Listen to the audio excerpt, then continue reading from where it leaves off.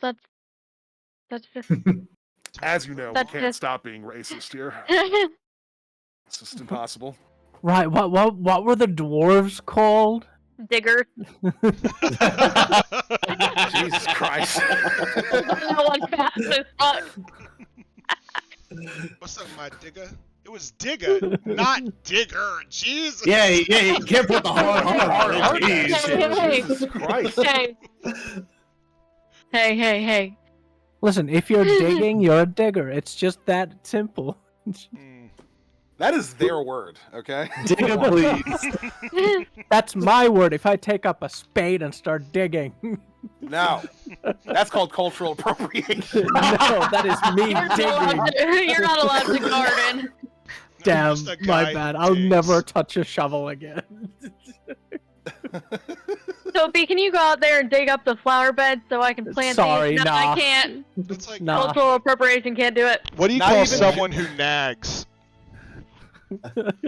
Not even joking. There was not this Randy Marsh bullshit. There's another player in one of my games who got a belt of dwarven kind, which gives you a beard, and lets you like understand the dwarvish language. Wait, it gives you a Um, beard?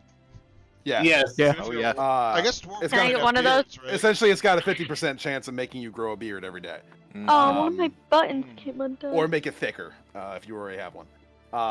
And he got that. He put it on, and he grew his beard. And he looked to the dwarf in the party, and he's like, "Does that mean I get the pass to say digga?" And the dwarf goes, "No." I wouldn't have even asked. If I got the beard and I can speak it, I'd look at him and be like, "What's up, my What's up? digga?" What's up, bud? He walked up to the king of the dwarves and asked him if he can have the pass. He did that in Hey. game. You You have know what? to. That's a That's thing that an happens. official what? way to do it. I like him.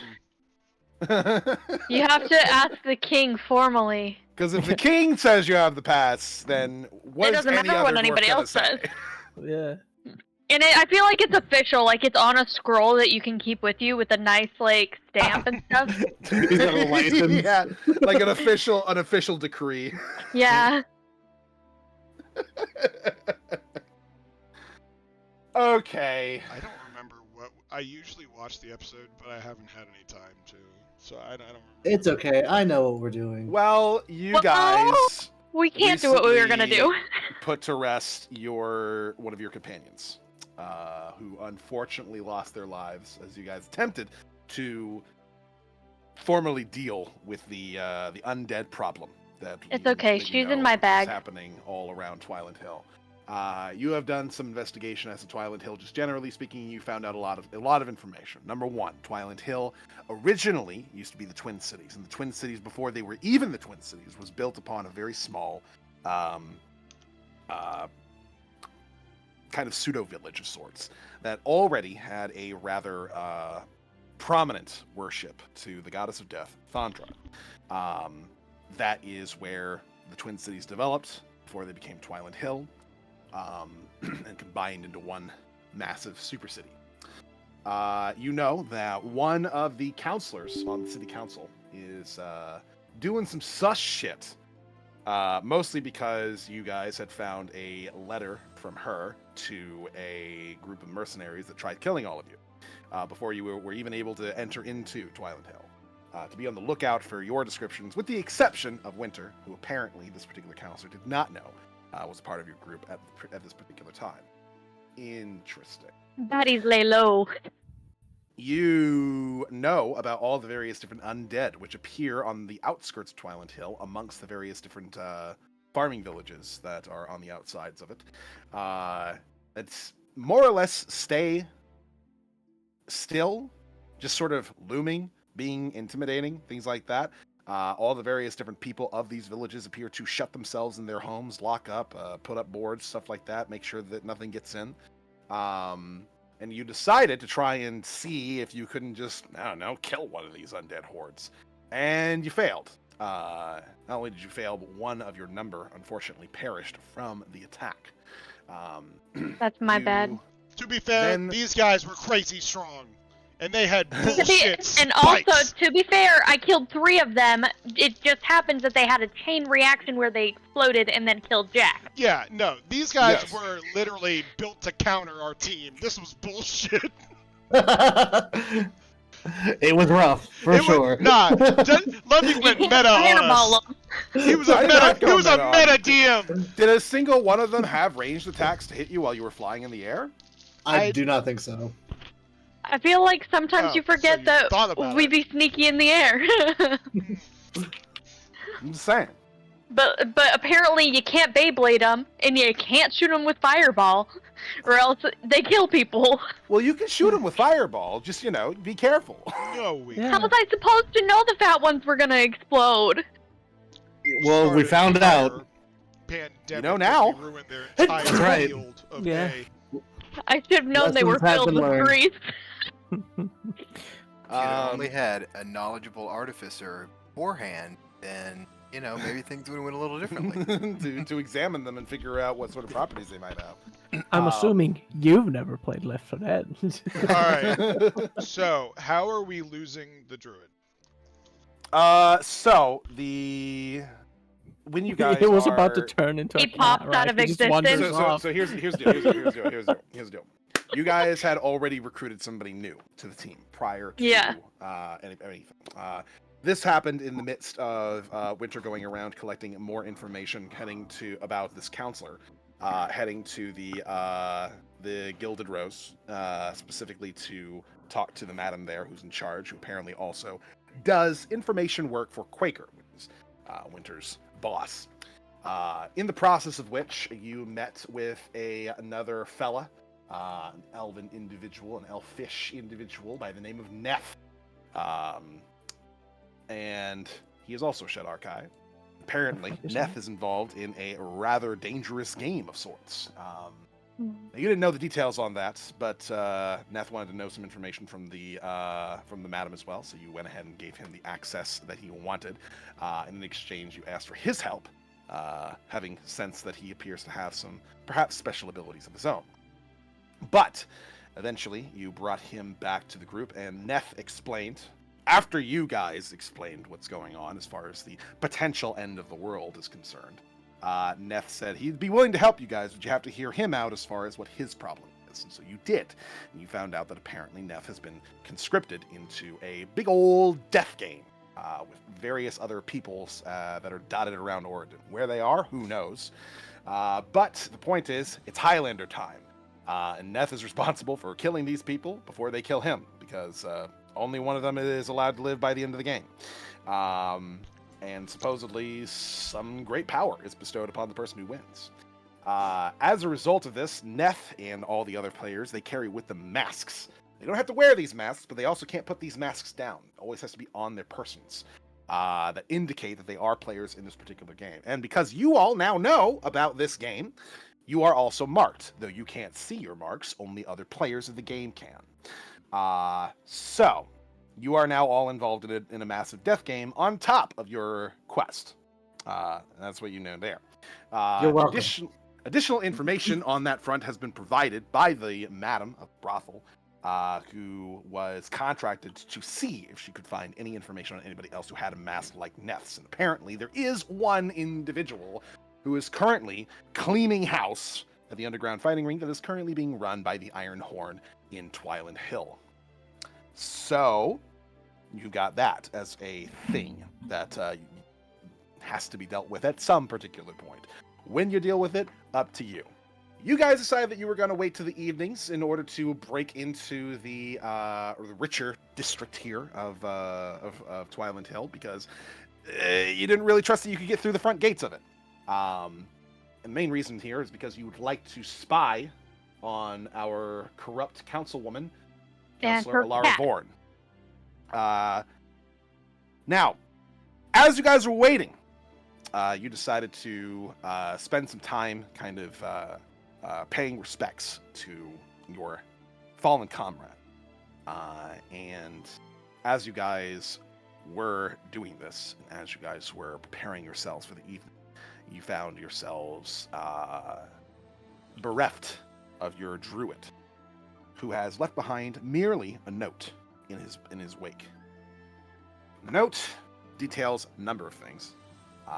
His frustrations with leadership in this particular party, his frustrations with the decision making of this particular party, his frustrations with Raiko as a person,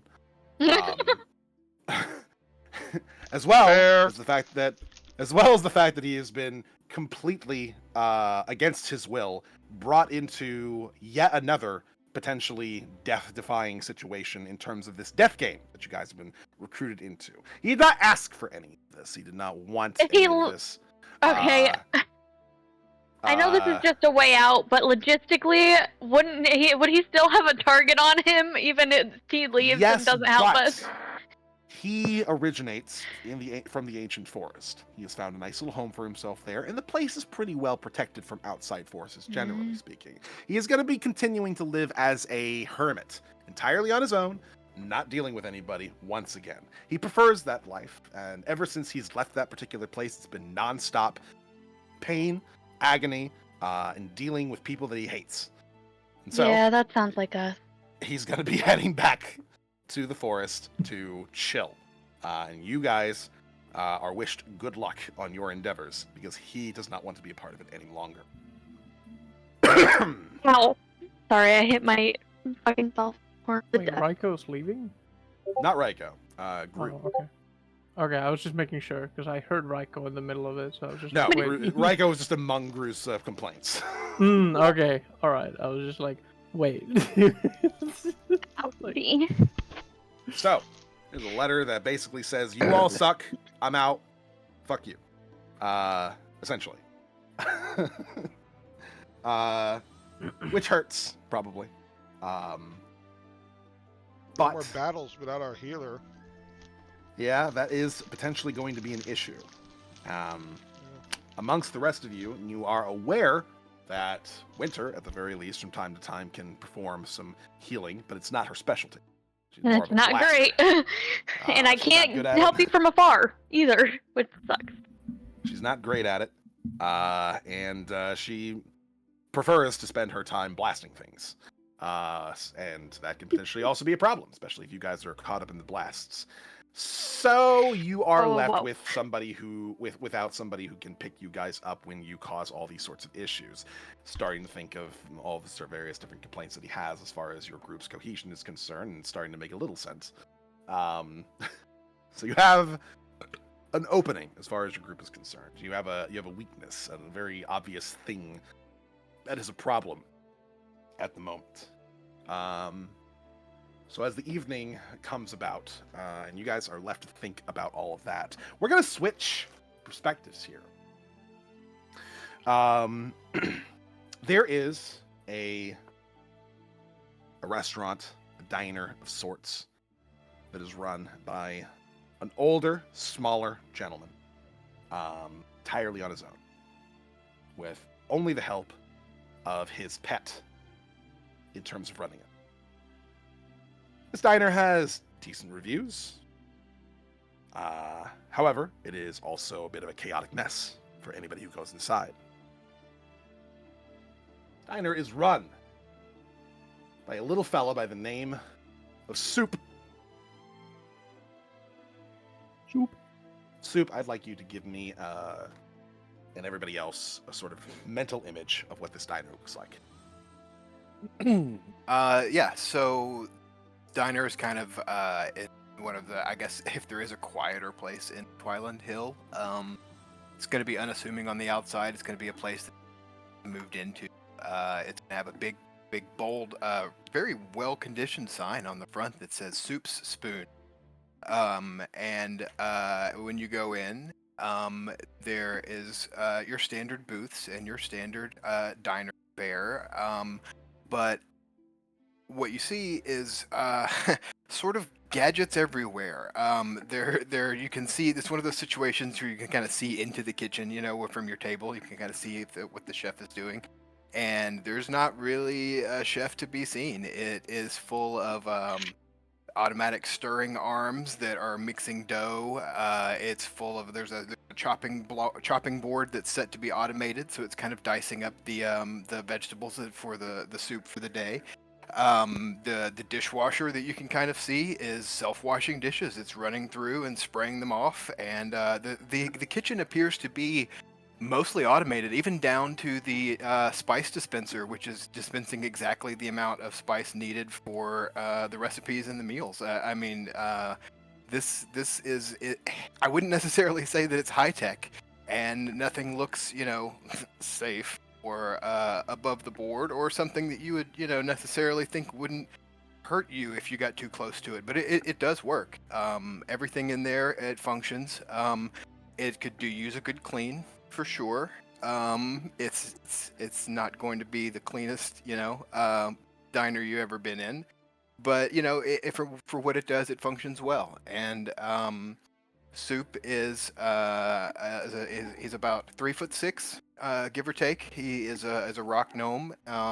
He is 65 approximately. He appears approximately 65 years old. That's what I would guess. He's actually about 140, give or take, but 65 is what probably guess if you did. Gnomes have a longer lifespan than most. Yeah, yes, they do. Which actually, they tend to blow themselves up before they. He has sort of gray hair. It's sort of white maybe now. It used to be sort of blonde or red. Shaggy and unmaintained. And the sideburns that he's got kind of extend down to his chin into sort of like overgrown mutton chops. And his hair is definitely sort of thinning on top. So he covers it with like an old chef's hat. But it's an unusually clean chef's hat for as old as. His eyes are kind of large. For his head especially, and curious and sort of, I wouldn't say warm, but he's not imposing.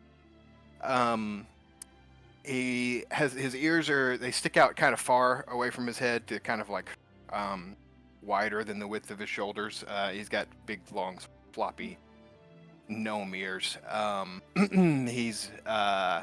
He's working on the day's food, and there's a sort of a like a large house cat sized blob of goo sort of next to him, and it is working alongside with him. He's passing him small plates, and it is it's going about the work with him, and it doesn't seem to have any trouble navigating the kitchen. It's going around and pressing the buttons on the automated things and reloading them and performing simple tasks just fine. But basically, think blubber is what we're discussing here. It's like a sentient ball of green goo, gelatinous sort.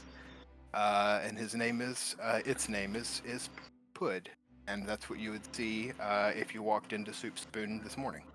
Is it morning? Evening. Evening. Excuse me. Yeah, evening. Excuse me. Yeah, he's doing all of that for the evening rush.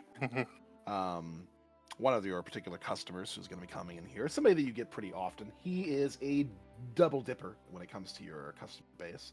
Obviously, your main sort of business that you have at the moment is running your restaurant, your diner, your eatery, as it is. But there is another individual who has been coming here for years, ever since you've opened up the place. And in spite of the fact that he's a tiefling, and you know that they have lifespans that are a little bit more similar to a human's lifespan, you haven't seen him age a day since he's been coming. He also is a purchaser of your other products that you have on sale. One of the other shop owners here in town, a purple-skinned individual by the name of Avarice. He enters into your shop, sits down at the bar spot of your diner, and folds his hands together as he gives you a pleasant smile. Good evening, Soup. How's things this evening? Well, it was a fairly busy morning, and I'm just now getting around to prepping the evening. And now you're here, so that is going to definitely add some events or strain to my evening. How are you? Well, I hope I don't add too much of a strain to your evening. I'm doing rather okay. I have something I'd like to talk to you about. First, though, as he holds up a finger and looks over to what is it? Its name is Flub. Pud. Pudding. Pud. Pudding. It is a pudding, and Pud is short for pudding. Yes. He glances over to Pud and says, "One coffee, please."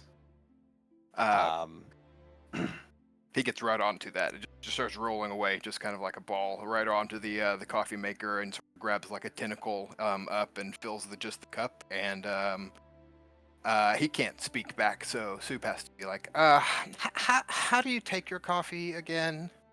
pure black. Sure. And Pud just sort of passes it right over the counter, extends his little like flubber arm right over and passes it to him, and doesn't spill a drop. Many thanks, Pud, as he brings it up and sips it for a moment. Ah, delicious as always. On top of that, not sure if you have any sort of extra potions at the moment, or if you still need to brew some. I have not gotten around to brewing my potions for the day, but they don't take me too long. Is there something specific today you're looking for? Oh, just the usuals. It appears that a new group of adventurers has come into town, and, well, they've already gotten themselves into quite a bit of an issue. Don't One they of them- always? One of them unfortunately passed. They asked me to do a little bit of a, let's call it a seance, to get them in contact with the soul of the one who passed. My condolences, friend. Well, it is what it is. I'm not exactly one to worry too much about that, so much as why exactly a group of adventurers is in town. I'm sure you've noticed that there have been some, well, strange instances going on in terms of these, at least in the outskirts of town. Unless, of course, you haven't poked your head out of here in quite some time. I am a bit of a recluse, but in all my 30 years here, I haven't seen such events as I've seen lately. These adventurers, they're arriving at this particular point, and one of them having such very strange circumstances. I don't think it is coincidence, all things considered.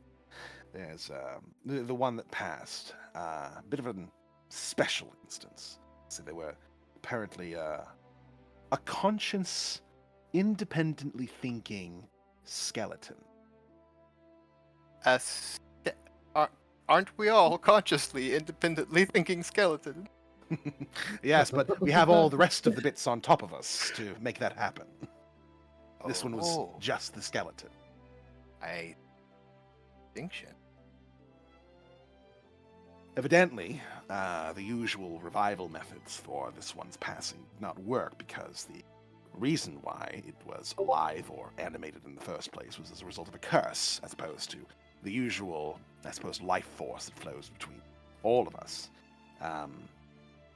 And since the skeleton was hundreds of years old at that particular point, it required far more power than any of the churches have.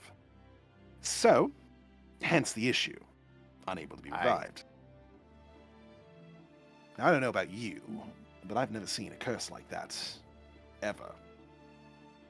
I have studied many curses and roll a history check if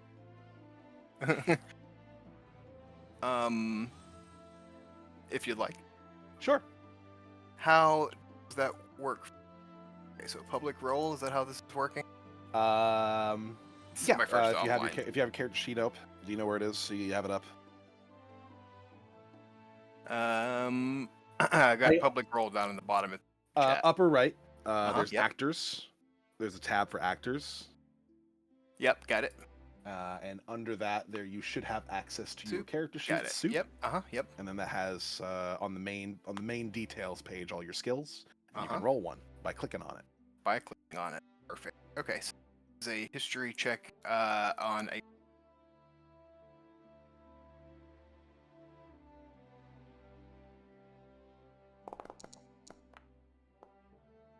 A plus 16.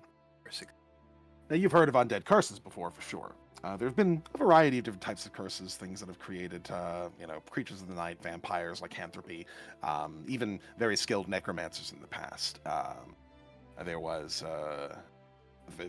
been several that have been sort of like threats to Oregon as a whole over the years, from time to time. But a skeleton animated, becoming their own independent being and able to sort of go on their own quest. That is not something you've heard of before. No, that is a unique one. in a unique circumstance. That is a unique. Amongst their number was not only this skeleton, who was unfortunately passed, but also a Shadarkai with what appears to be draconic blood. Interesting. Not only that, but a rat folk, of which you don't see very many of them, at least not on an adventuring level. Oh, Soup's mood immediately lifts. He's like, rat folk? Oh, that's fun. He's immediately kind of drawn because he knows about the same similar size. With an incredibly strange weapon at his side.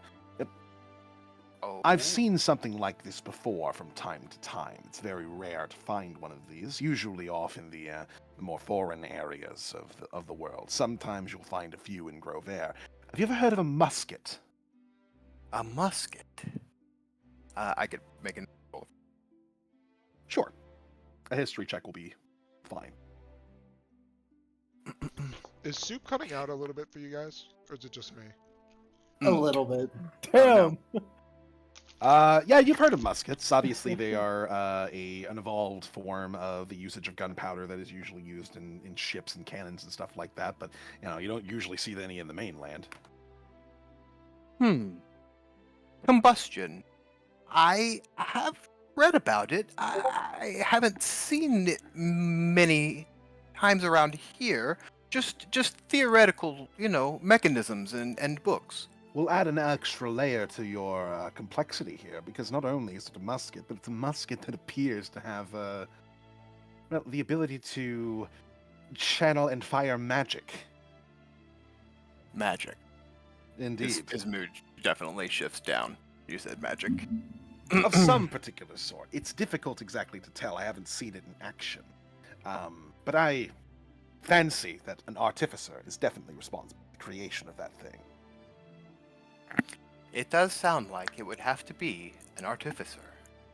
I would think that it would have to be a skilled one at that. Putting all of these various different things together, I'm starting to think that this particular group is, just much more unique than the usual adventuring parties I see around these parts. Of course, you see them every once in a while, ones that are, I don't know, at best going to solve some sort of local issue. I don't know, some witch in the bog, for instance, might be causing a bit of an issue here and there, and they go down and slay a witch, get paid a few hundred gold, and spend it all at a bar. This group, I believe, is intending on far more intense ends. Now, I can't say for certain, but given the fact that one of them has unfortunately perished during their recent excursion, I would imagine that they could probably use a bit of help. Now, I don't know of many people available who could possibly be of any particular help, but I do know that adventurers love one thing, and that's healing potions, which I know is a specialty of yours. That they do. I would say that it's probably half of my revenue at this point.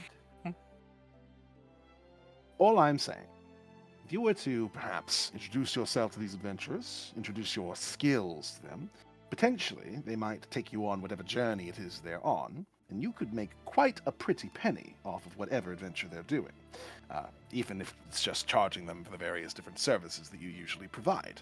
Now, what makes you think I am in any mood to go on any kind of adventure with any kind of... You're telling me,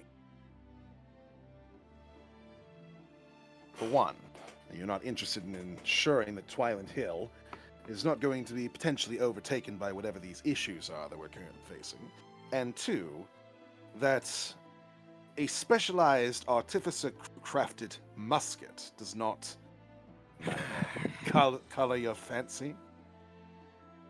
Soup is really torn here because he's really kind of lived like this 30-year long sort of not hermit but hermit kind of lifestyle where he doesn't really talk to very many people, only speaks when spoken to, and then there's this side of him that's like completely drawn to this knowledge that he's absolutely thirsts for, and so he's like, no, you're right, no amount of unique parties could stop me from researching that problem.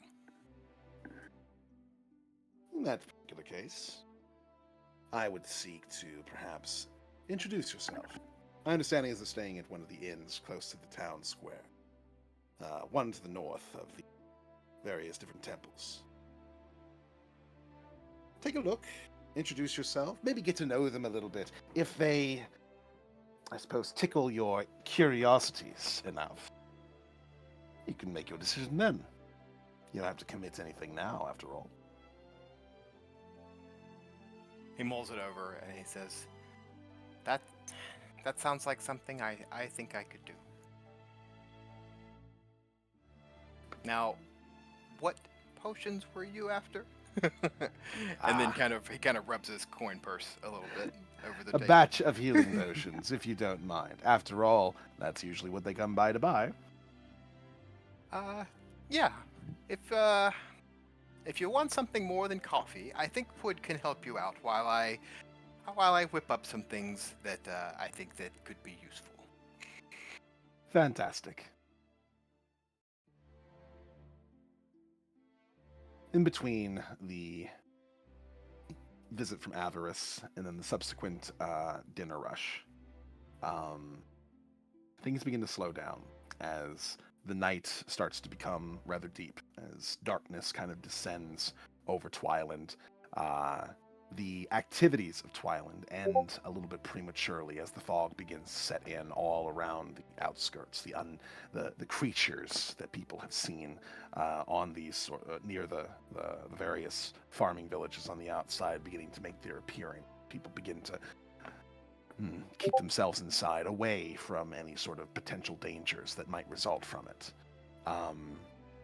Giving you the time to clean up and see about following through on this potential introduction that Avarice has pointed you towards.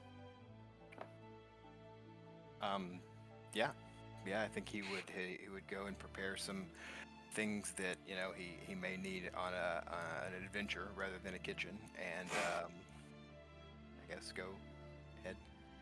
get ready to head that direction. You head over to the inn in question that Avarice has pointed you to. To the rest of you, And you've been Hood's waiting. coming too. Yes. For the rest of you, you have been waiting for it to be nice and late, where people are sleeping, people are kind of like turning in for the evening, things like that, because you want to make sure that as few people are going to notice your various activities as possible. But you also have another issue in the fact that you don't have a cat that can do this infiltration for you, so you're going to have to come up with a new plan. As a result of this, as you're kind of looking into figuring out what to do, you do have a possibility here. You got a sneak thief in the form of Tick and things like that, who you might be able to make use of here. I don't know whose room you guys would be meeting in to discuss what your new sort of plan is going to be.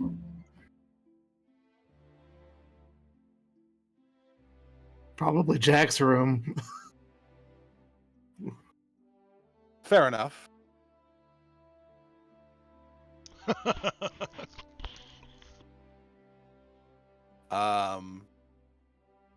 There is a knock on Jack's room as all of you are having your meeting. It appears that one of the maids is attempting to get all of your attentions. Neth dives under the bed. Pardon me. Who is it?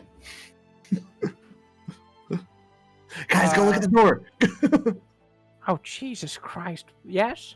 Housekeeping. Somebody has been apparently asking after your group. Who is it?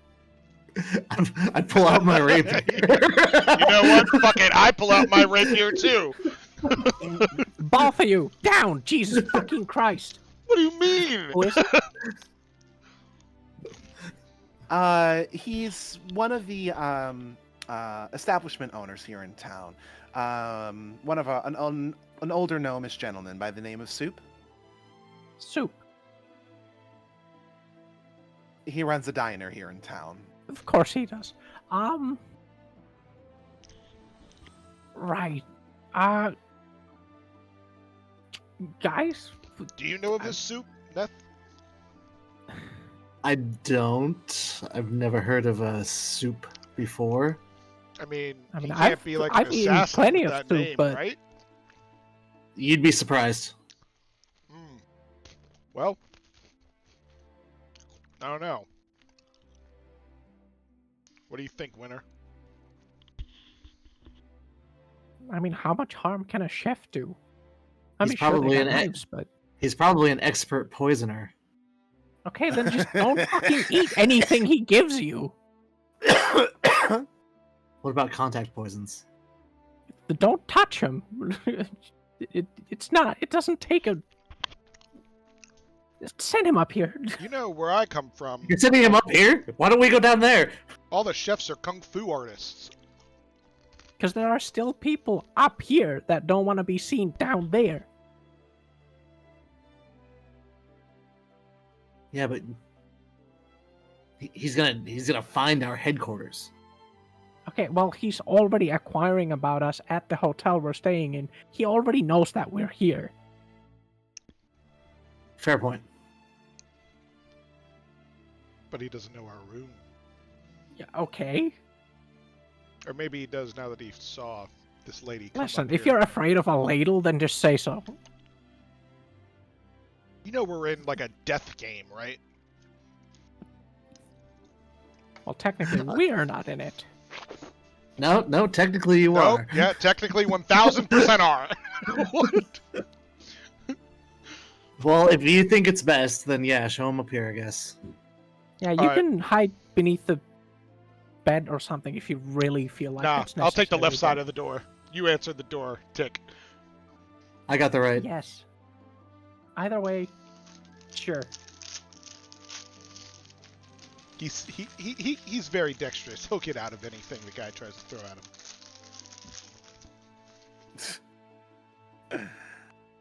him. You position yourselves in case that this is some sort of attempt at an ambush or a trap. And the woman comes down and fetches soup, letting you know. It appears that they would like for you to come meet them in their room. In their. All right. Well, they have multiple rooms, but for some reason they're all in one of them. I don't know why. I will meet them in their room. She takes you up and kind of gestures to the door that she had knocked on before. Right inside here, sir. Oh my fucking god. Is it closed? Am I left to knock? It feels like It is closed. She's watching. She doesn't appear to be expecting anything. Well, Soup takes a step forward and Pud takes a roll forward and he sort of taps on the door. And Tick opens the door. Soup is happy to see Tick is a rat folk, and you guys are almost eye to eye. I mean, almost standing eye to eye. And he said, "They said there would be a rat folk." Yes? How can we help you? I'm sorry. I just don't see a lot of. I'm sorry. No, you're fine. A mutual purple friend of ours has stopped by and said that well, he said that we should meet, and I have come by to facilitate that and maybe make it a little easier for you all. And he sort of reaches in his bag and he produces 3 cakes, like little. He's going for a weapon. Get him. He's gonna poison us. No. It's not a weapon. Believe me, if I wanted to. And he says, I have prepared something as sort of a gesture of good faith. And he hands 3 cakes to whoever will take them. He only has 3. Who takes the cakes? Neth is not taking a cake. Oh, not a sweets fan. Okay, that's fine. Anybody else? I can't believe that I have literally been muted this whole time. I'm over here yelling.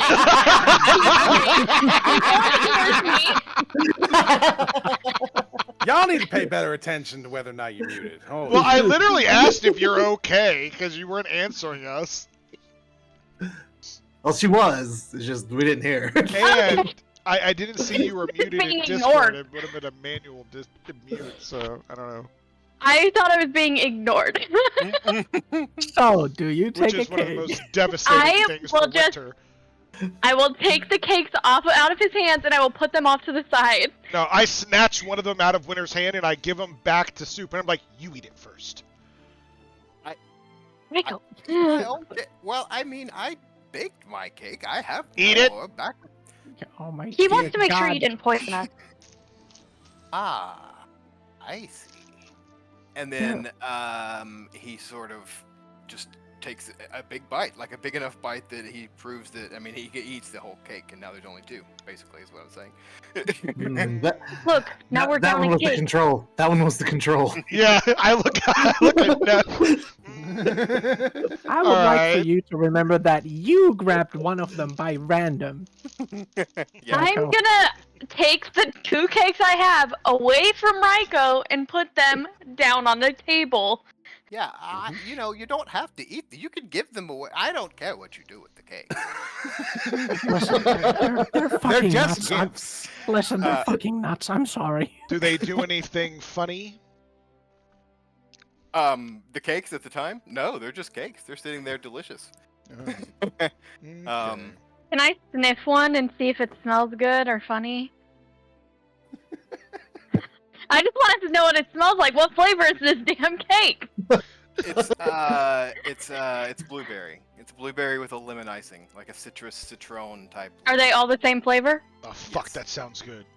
Neff's stomach growls. Oh, now you're changing your mind. You're like, you know what? Fuck it. If it's poison, it's poison. I need that shit. If I die, I die. I'm a very Ness would fit be like, individual. I'll "Wait." fight that poison. Wait, guys, I got half a bottle of wine. It'll go perfect with this. Oh my God. Well, you guys enjoy those. Is a little after dinner snack. I'm sure you've eaten already. It's as late as it is. I would like to invite you. I would like to extend an invitation. And he sort of reaches into his bag and produces, through his magical, maybe tinkering. He has the ability to sort of be a printer for font and information. And so he sort of produces 3 cards, and they're like business cards. And he says, if you would like to come by the shop in the morning, I will prepare breakfast, and we can discuss things further. And he passes them to whoever will take them. We're You know gonna what? need a We would fork love for the to. guy under the bed. He produces. He's like, and he produces a 4th one and says, "Oh, Yeah, okay. don't worry about it. And then I slide the card under the bed into that. Ness shoots back and jumps up and like rocks the bed up because he's underneath it. It's a card, Ness. It's got contact poison on it. Soup kind of mutters. I He's just touched it. Well, he said they That's would your be fault. Unique. You know what? Soup would love to come by in the morning. Thank you, sir. The door's open, whenever you guys get up and get around. Is there any requests? Is anyone allergic or a vegetarian? Guys? I look We're under allergic to poison. at Ness. No, I don't have any allergies. Okay, then no, we don't. Can I see Can I see Raiko? Yeah. Are you I was still standing- behind the door? No, I was Or the- standing- Or the wall? No, I was standing behind the door, but like the second he came like to the door, I like brought him in and then shut the door. Like looked out in the hallway, looked both ways, and then shut the door. So he's in the room with us, and I'm. So I've standing at least I have seen that Hmm. there's an owlin in this group, right? Yes. Yes. He goes, I think I'll take the owlbear egg burritos off the menu for the morning, if that's okay with everyone. Kind of not hoping not to offend you. To be Owlbears honest, are that sounds super fucking good cute. too. But they're Well, cute. I Remember don't we know how related that. I don't know if that's cannibalism Don't be somehow. don't be so quick to remove that. Sounds good. He said, "Hold on." I'll be there, and Pud too. And Pud kind of rolls. Maybe. Wait, did you close the door behind me? Did you? Maybe you shut him out. Yeah, because we would, we're on edge Right, and we right. don't want to If be. you've- Yeah. Absolutely. So if he's No, opened you're the on door edge. back, There's a difference. he's leaving now, so he's kind of opened the door, and Pud is right there, and he's like, "Come along, Pud. They've agreed to come to breakfast. Whoa. We need. What is that? Oh, this. I believe the term is homunculus, but you can just call him Pud. He's He's the best little pudding around. Is he sticky? He's incredibly sticky. He's incredibly sticky. Wait, the pudding's alive? The pudding is just like on where does the pudding Pud usually like sit when it comes to you, like on your shoulder or like He in, kind of like, rolls your around. pocket? He kind of rolls around like a. Oh dildo, no! and He collects all the dust and grime. Absolutely, but it gets recycled into lint balls and kind of left as poop over time, and that happens with food scraps and things like that. He doesn't necessarily have to eat it. And I should mention, by the way, that Pud is a infusion put into a pearl. He's like a soup poured over potions to make an infusion that sort of covered this pearl, and so there's a pearl at the center of it. There's really no face. There's no discernible like sentient face, but he's got doesn't sort of have a pearl. face? He doesn't. No, he could shape one. Aw. If He doesn't. wanted. He could shape a face if he wanted. Yeah, to. he could, right? um, But he's sort of a pearlescent shine on the outside because of the pearl on the inside, which is his core, really. I'm gonna kind of look at. Like a I'm gonna. slime. Yeah, I'm gonna look at Tick and be like, I kind of want it. think Flubber. Yeah, flubber. Mm-hmm. Yeah. Love Flubber. Yeah. And, Neth will slowly get out from under the bed. I guess Pud rolls away along with Soup, and we go back down. And he leaves the cakes if you guys eat them or don't. So, who did he say our mutual contact was? A purple-skinned mutual contact. Avarice. I'll be like, is that one guy that like helped us with talk to Jack? It's gotta be him, obviously. That's the Tiefling, only guy I probably. can think of. mean, I don't know any purple people. Are Some purple-skinned tieflings people are common? usually purple. They're red usually, aren't they? Well, There are a lot they're- of different colors. They're every color of the rainbow. Oh wait, yeah, it's the guy with the has Okay. the same hair Well, as he me. said mutual contact, so it's somebody we know. Yeah, well, it's we the- met him yesterday, so I guess we know him. Yeah.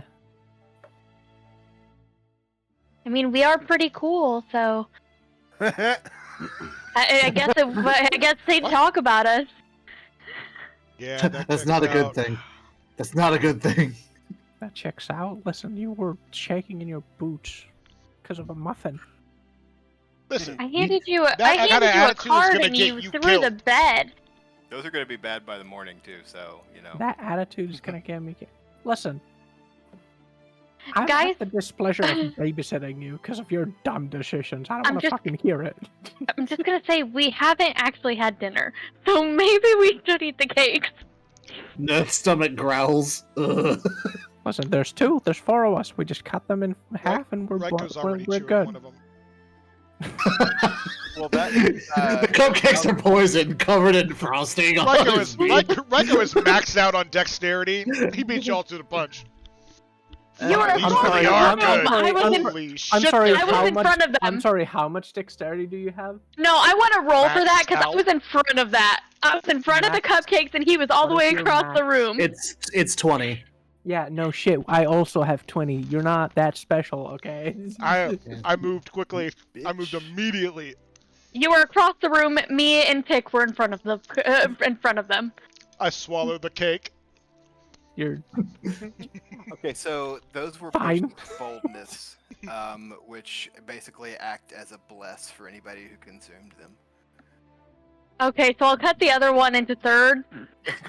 We'll see. I don't know how that works because it's a. I don't know. singular. Yeah, Neth already has out some rations. I was like, okay, I guess we'll split this one because Raiko is a piece of shit. Do you think that guy's place is open for dinner? I We really have a hope that you have to reservation eat. for in the morning. I'm gonna look at Raiko and be like, I really hope that you have to eat the whole cupcake for the poison to work. I don't. I don't. And I'm just gonna start eating my third. I burp while looking. I would have given you unnerved. 3. Remember, I tried. Yeah. You're a bird. I'm pretty sure birds can't burp.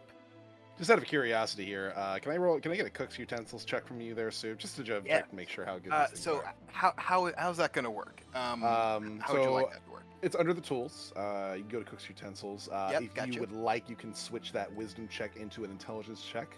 That would be so nice. That gives me that option Sorry. to click on it, I guess. Here. You're good. Yep. Should be underneath your skills. Yeah, that would be so nice. And so if this was cast through my all-purpose tool, then there's something else that it doubles my proficiency. So instead of +8, it would be, I guess, +11. I don't know how to mechanically make that happen, but how would you if I did it through my all-purpose tools, that is. Maybe I didn't. Yeah. So what you could do is you could do it intelligence and then situational bonus. You just put the 3 in there. 3. Cool. Thank you. Those are some good ass fucking cakes. They are God indeed some damn. good ass cakes. That was a lot of buffs to his roll. I could have put guidance on it, but He took. Slap some guidance on it. What does bless do again?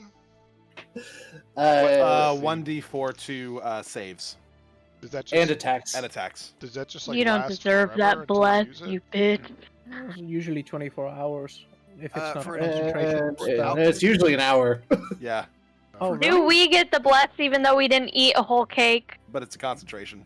Oh, I'm thinking about a but different it's thing. not for the potions that I'm making. So my alchemist Totally go. specific Go. ability can make experimental elixirs, and in this Mhm. case, it's boldness. So the drinker can roll a d4 and add the number rolled to every attack and saving throw. So it's basically bless, but it Oh my doesn't take a God. concentration because it's a potion. Once I truly trust this man, I'm gonna let him experiment on me to give me all kinds of Witcher shit. I I hope also he don't know if you guys accidentally would realize poisons you. any of this BS. You know. You do feel that but beyond the fact that these cakes are absolutely delicious, they do appear to be quite invigorating to some degree. You feel like you're lighter on your feet. You feel like you're a lot more awake. You feel like you're just generally speaking like ready to take on the evening for some reason. Hell yeah. All of us or just Raiko because he decided to steal cake, Anyone who ate cake. even though we ate a third. Well, there's a third left Someone- if you guys want to split it. Because Neth is not eating it. I'll look at Ness. Why aren't you eating the cake?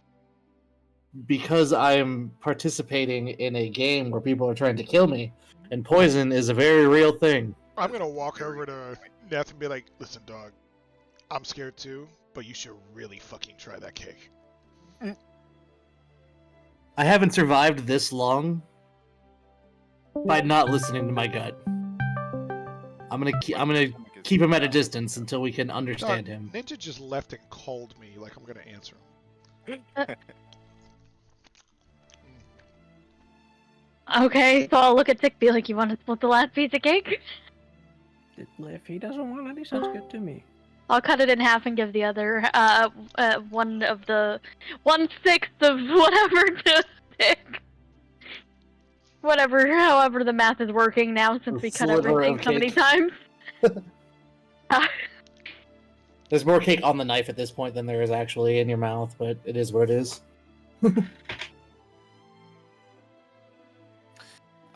So, you guys have some cake. You've got a dude who has invited you to his diner. Have yourself a nice little meal. In the morning, it is late in the evening. You do not have your cat that was going to be your source of infiltration into the noble's quarters, more or less. What are you doing? I guess the cat's out of the bag. Well, We need to. we We need can't to come turn. up with a new plan. Well, yeah, we can't have the cat take us, and he also can't. We can't turn Tick invisible anymore. which sucks because I just, I peop- still. yeah, but people are also looking for a rat folk, which is not very common at all. Hey, hold on. I have an idea. That guy that just came here, the diner guy. Yeah. Sounds like he's pretty well known throughout town, right? Yeah. What if we deliver something for him to that district? That'll get us entry, and then we just stay there. And we can tailor during the day. Look for a disguise kit. Well, I have a Chef's disguise hats. kit from Jack. Well, shit. I has- can try and make a disguise. It has a bunch of wigs and stuff. We might have to tailor some of the outfits. We would just, Yeah. we can dress normally, just not like warriors, right? Just like normal people, because we'd be delivering like raw materials for food, right? Neff looks down at his ragged clothes. He's not in armor or anything. You poor bastard. Even I don't dress that bad. We need to get you some new clothes. I don't have any money. Okay, well, fucking here. Tick's gonna toss him like 50 gold. Get something. Well, Jesus Christ! No, like have clothes that some of Jack's like outfits and stuff. I'm sure there's something that'll work. Well, yeah, actually, that's true. I don't think I Yeah. need a disguise.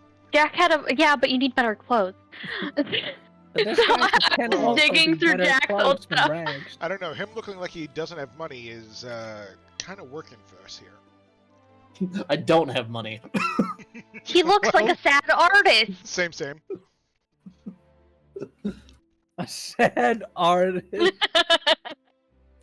Because I'm in red, right? Or am I still in red? Your feathers are red, I think.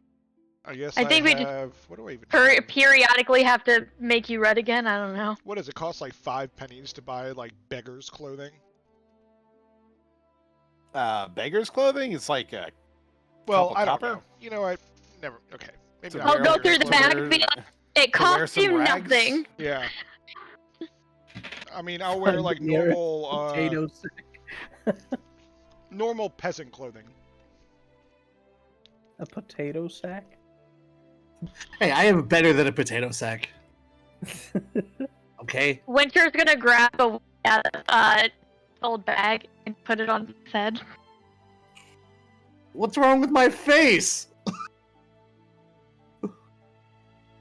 So now Tick is just this rat, really luscious, like blonde wig. I- What? I could point out at this point that if you guys have a pressing matter now and you think Soup could help with it, you could probably chase after him and or meet him before the morning. He lives there. That information would be on the card. Yeah, why don't we go see if we can get him to let us deliver something to that quarter? Can I like check out the window to see if I can see him in the road or anything? Yeah, he's very, very much. He's not running anywhere. So His you legs see are him just little, kind of like so- meandering. And he's fairly, I don't want to say old, but he doesn't move quickly. And he doesn't want to. He doesn't want to he's leave got- Hood behind. He's Right, got right. tiny legs. He doesn't move very fast. I've got a 25 move speed. Is what I'm trying to say. Same. Wait, what is he again? A Tiny hobbit? legs. He's a gnome. He's a gnome. Oh, damn, you're a No. gnome. He's tiny. He's a gnomey boy. Like a 4 or 5 year old human. That's probably about the size we're talking about here. Like 2.5 feet tall. Yeah. Like So- 3.5 feet tall. Like maybe like a second grader in that case. Everything. Does that just sound like a happened- plan? Should we chase him down and ask him? Yeah, we need to get it. Where do we need to get into again? What is it officially called? The It is iron- the. Wait, no. What's that little area called where all the we're trying to get into? Fucking It's not Diamond the- Corner. house storm. The Diamond Corner. Is that what that's called? Okay. Yes. Be like, I guess, I don't know if he gets any orders from them or if he needs anything delivered. Then if not, we might be screwed. But Maybe we can just walk in with him, and he'll just be like, "This is my entourage for the day." well, they might not even need an order. You know? Let's go ask. Let's see. Neth will leave. I'll leave as well.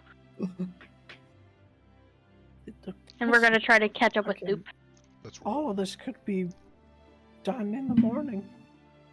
Well, we have a plan tonight.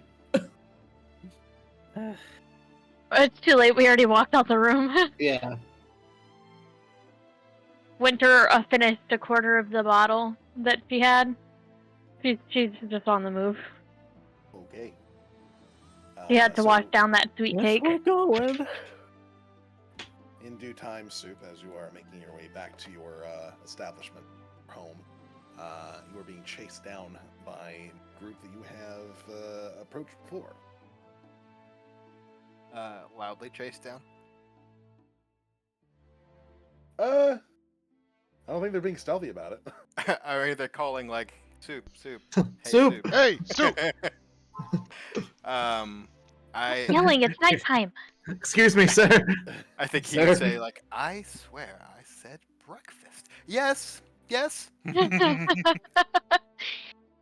Hey, we have a little favor question, possibility. Do you by chance need to have a delivery or in the diamond quarters that needs to be delivered? The diamond. That area's security is tighter than I would like. What is the? Why are Well, you asking? Did they place an order with you? Have they ordered anything from you that needs to be delivered? I could check the books, sure. And along the way, we could discuss what kind of harebrained plan this actually is. We're running low on plants. We lost our cat. Your your friend, the skeleton cat. A skeleton cat? Skeleton No. cat. No, Holy fuck! you lost your cat, eh? Well, Yeah, just put a, we've had a lot of loss recently, alright? It's really confusing. technically both. We've lost both. They're two different people. I see. I heard about one. I didn't hear about a cat. The other one, just left because, he was tired of us, apparently, so. He kind of, I don't know if you get. He sort of says, "Can't imagine why." I'm gonna point at my, big ears and be like, I heard that. He sort of smiles back. He doesn't really have a retort to that. No, he has a point. So, would there be any kind of reason that you could get us into the Diamond Quarter? Yes, it's possible. If there are, I would have to see the books, but if there are areas that are used to getting deliveries from me or vice versa, I think I might have a contact. Perfect. So are we just, following him back to his restaurant? That's where he's headed, so. Okay. I mean, he's Okay. not gonna be able to reach his contact this time at night, probably, right? I mean, What time is it? He has to check his books. What time is it?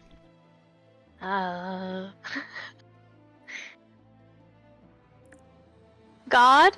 It is, I'd say 9 p.m.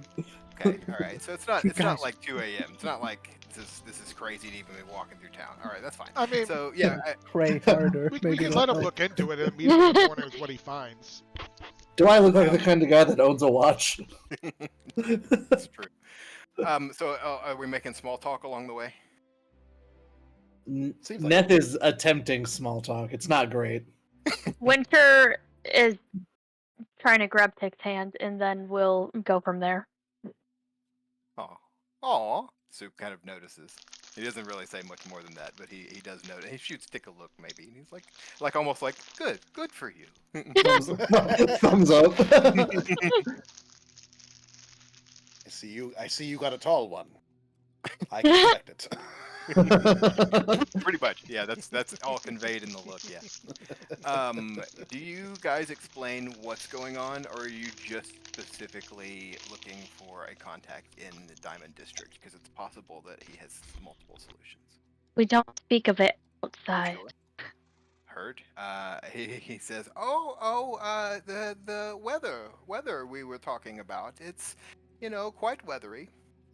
Yeah. Yeah, it's a little foggy out on the outskirts.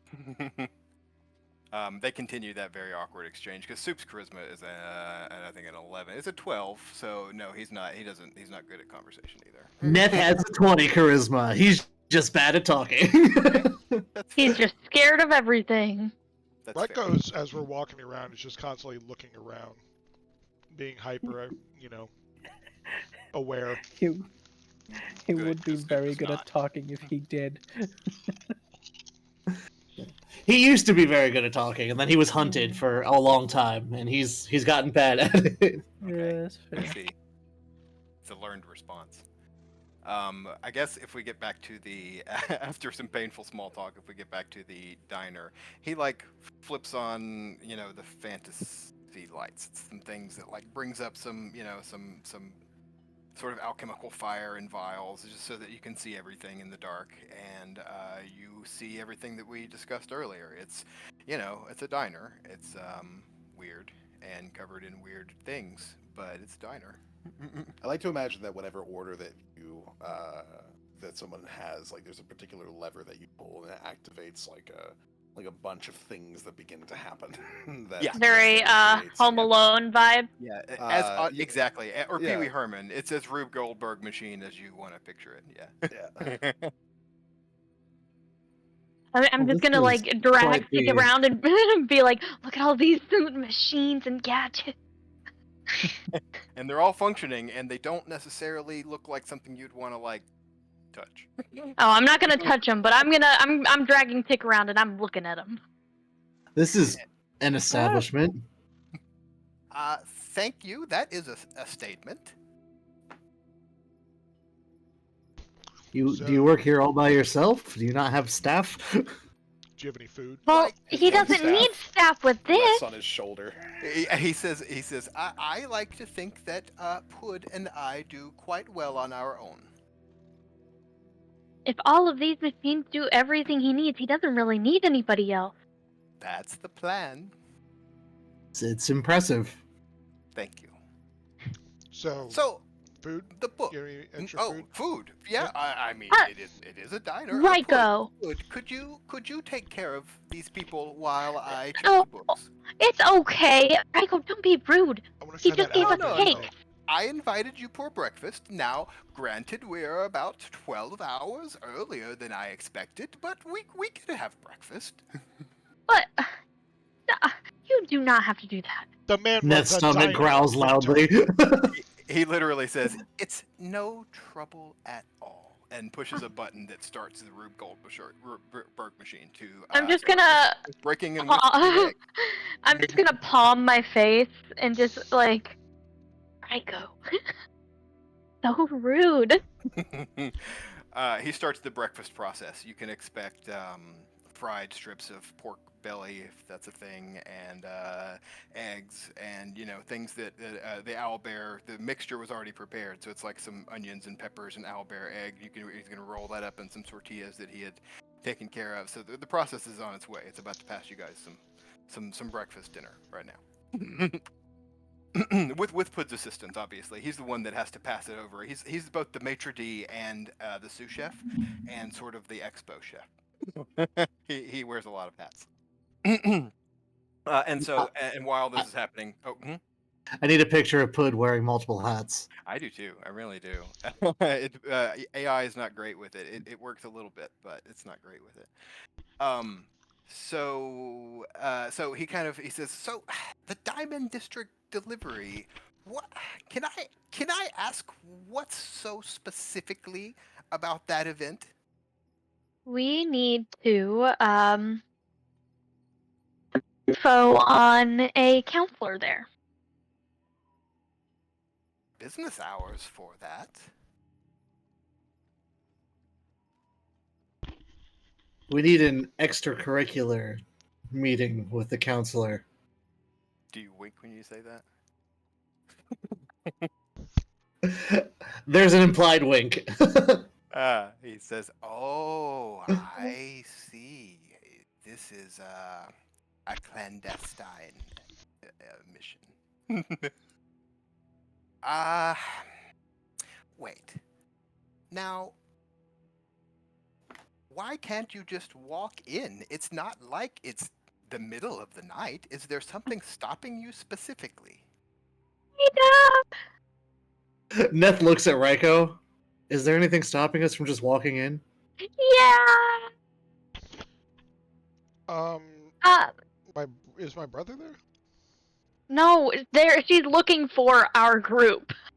Oh yeah. Oh, their faces. Your faces are the problems. Well, their faces, not mine. Well, now it's only Tick and Raiko that she's looking for. Now, Yeah. Well, there's only two faces that are the problem. And he looks them both over and he says, "They are problematic faces. yeah, you can't really disguise them very well. Unless you can." And he kind of goes to the back for a second, and he whips up, to go along with the burritos for Tick and Raiko, he whips up like a, what is this one going to be? Like a meat pie.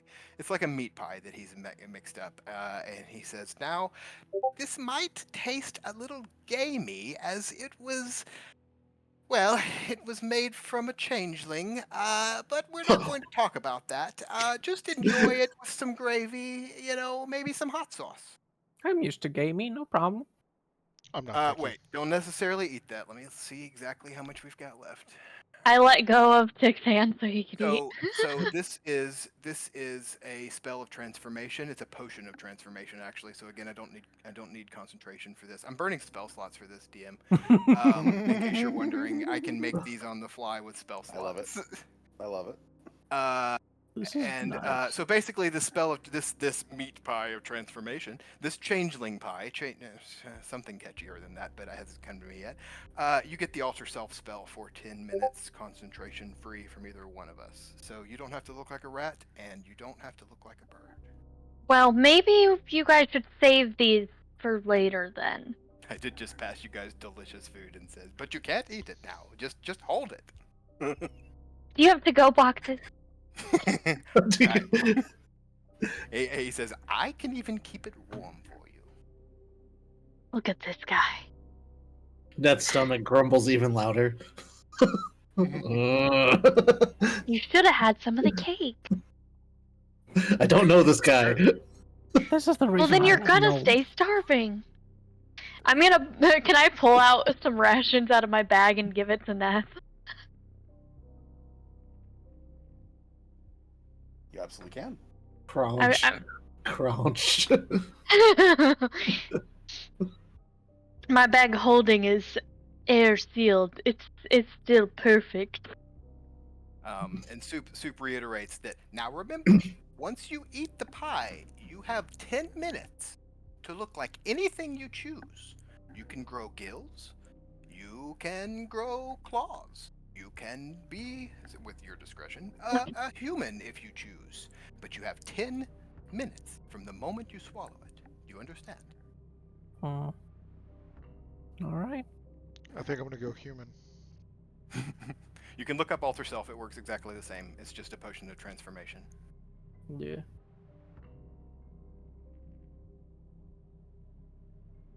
But it's gone by morning, so use it.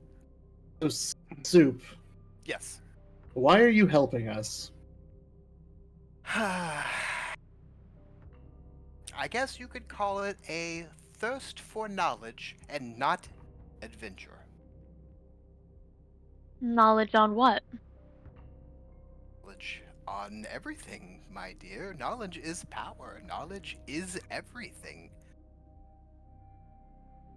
What specifically did you want to know about us, though? Well, our mutual acquaintance informed me that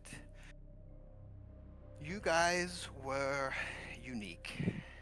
And In the 30 years I've been here, I've seen quite a number of adventuring parties, believe me. But I am inclined to believe that something exists special about this one, or at least your adventure. He kind of looks over everyone. Hopefully that didn't offend anyone. Kind of look, and and uh, beyond that, and he sort of looks at Tick and says, You are looking for information on a combustion weapon. Is that correct? Um, I have a combustion weapon. You carry a combustion weapon. Those Mm-hmm. are very rare in these parts. Yeah, it was my father's. Interesting. Do you do you know more about it? Well, apparently it can like shoot spells or something. But that's It shoots magic. yeah, Do yeah. you It's do you load it with ammunition? yeah. I mean, you can use it just like a normal musket, or you can load it up with these cartridges that are infused with spell scrolls. It sounds like that would have been made by some great artificer, or at least a craftsman of great skill. And you say it was your father's? Yeah. Interesting. Soup is very intrigued because he knows that combustion weapons are not only very rare. Anyone who would get a hold of those things most likely would keep stock of it, keep it very close by, not give it to a rat folk. No offense. So he's interested in the lineage and kind of how the how that sort of passed for sure. Mm. Yeah. No. Tick's dad has had it for God knows how long. I mean, Tick never was allowed to touch it, but Father Dearest kind of vanished. So now I'm trying to figure out where the fuck he is, if he's alive. Just Tick say that out loud. Yeah, Tick can kind of like explain why he When has it. Winter never actually heard this story, so she's just listening so intently, learning more about Tick. Wait, I never told you guys. No, wait, no, I just haven't told you. You Yeah, definitely your haven't told me. girlfriend. Oh, Soup or kind of you? feels Yeah. awkward, and he goes, I'm sorry. I let you Oh guys no, have it's fine. No. You're fine. You're fine. You're fine. I could never be mad at him. Yeah, It's no, fine. I mean, I meant to tell, but it's just kind of we've been doing so much different things. It's just kind of just a lot to hold in. Pud passes you a handkerchief. Oh, thank you. Winter's just gonna hug A him. little sticky on one side. Don't use that side. um, but yeah, no, I have no idea where he got it from, but I tried tinkering with it by myself when I still thought it was a basic gun. But yeah, that just kind of broke it a bit more. So I had to bring it to an actual artificer to get it checked out. And that Yes, things like that can be tricky for people who are untrained. I don't expect you to trust me with it, but if the day comes that you do, I would be glad to help you investigate this item.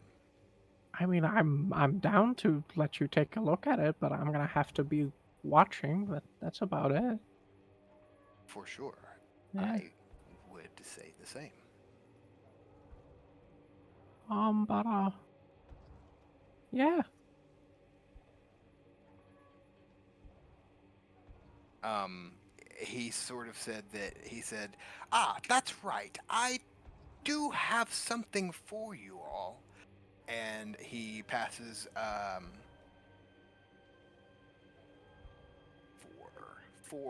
four health potions, hopefully paid for by your. He says, "Here is a collection of health potions for you all. Your beneficiary, at least I hope he's your beneficiary, as no one has paid for these, said that you might need them." And he sort of passes 4 bottles of blue liquid forward. Blue health potions. I'm gonna open it up and sniff it. Does it Yeah, feel? no. Do you If like it? yours, yeah, if yours has a particular spell or not. Is it a blueberry flavored health potion?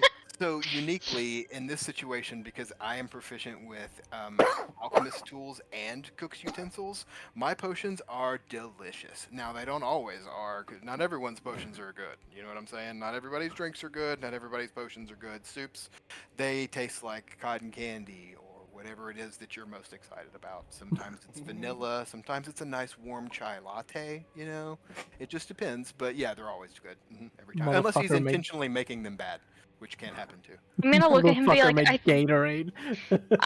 be like, I think you gave us the wrong thing because this smells like juice. He goes, no, thank you. Thank you. Not everyone's potions are as palatable as these, but I think you'll appreciate them. I'm just gonna put it in my bag. Like, yeah. How much do these cost? Actually, I don't know the answer to that, but he would take a lot less. He would probably just, actually, you know what, he would go, yeah, I'll settle up with avarice later. I really think that you're confused because we really don't know him that well. He knows you. We met once, and I've never only met him. once. He seemed very sure of the information he shared with me. Information that I have shared with you. Okay. Yeah, no, I'm just confused, I guess. We've only met him once. I am as just. He stands and looks around. It's about 10 o'clock at night, and there's this very unique party standing in his very closed restaurant, and he says, "You know, I am feeling a little confusion here myself." You know, no one's thought of the possibility of the beneficiary being, you know, it kind of turns to Winter and it's like, your boss? That was definitely not Quaker. Plus, Quaker was already here recently and gave us stuff. He's looking for more clues and leads for us. I definitely don't think it was him. That doesn't mean he I can't do the thing he does and get more help for us. I don't know. I don't know if Quaker knows that tiefling. Mm. What From the I know sounds of is it, Quaker knows knows him. hell a lot. I know that Quaker has like roots in like brothels and stuff like that, but would like Quaker know someone like him? Who knows? Yeah, You that's know. Quaker. Quaker knows a Yeah, lot. I would know, but I don't know. No, Winter might not know. He really doesn't tell me much, apparently. He tells you what you need to know. That's so fair. He gives me more relationship advice than anything.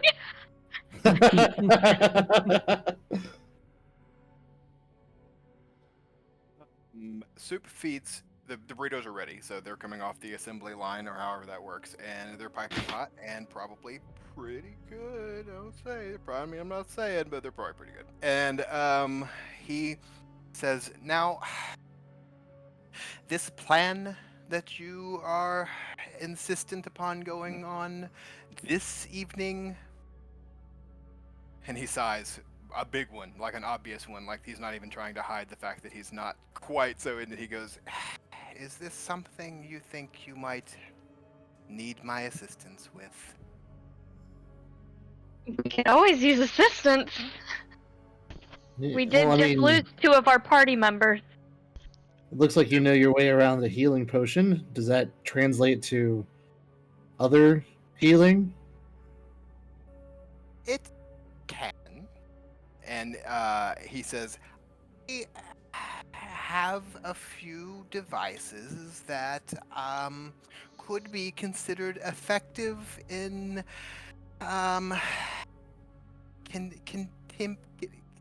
what's the word? Combat capabilities? Yeah, well, combat. I was trying not to say combat. They could be useful in combat situations, I think. Raiko finishes eating that thing that just brought, and he looks over and he's like, "Guys, I don't think we can not hire him. He should become part of our group. Have y'all I tried don't. this?" No, because it's scalding hot. He has his own restaurant. He's a busy man. Yeah, No one I've- says he wanted to join us. Yeah, everyone owns the but this is so good. Thank you. And Foot kind of does a bow too. The same little like thank you motion that he just did, but right after him. You should join us. I suppose a couple local adventures couldn't hurt, or they could, and I will end up dead in a cave. But They might hurt. Well, hopefully not a cave. We're in town. Do you know who Soup reminds me of? He reminds me of the Hobbit when they're trying to convince him to go on an Yeah, adventure. Bilbo. Yeah. he's not sold on the idea. I mean, really, most of the time it's like, or we could just go home. That's literally going to be the attitude, or at least for a little bit. If we go home, the world might end. Well, They Soup. always say the world will end. No, but like really though. Yeah. If You you're get the willing to sense that help. he's sort of jaded about like the big picture stuff, but nothing's clear yet. I look around everybody and basically say, should we tell him if he's going to join us?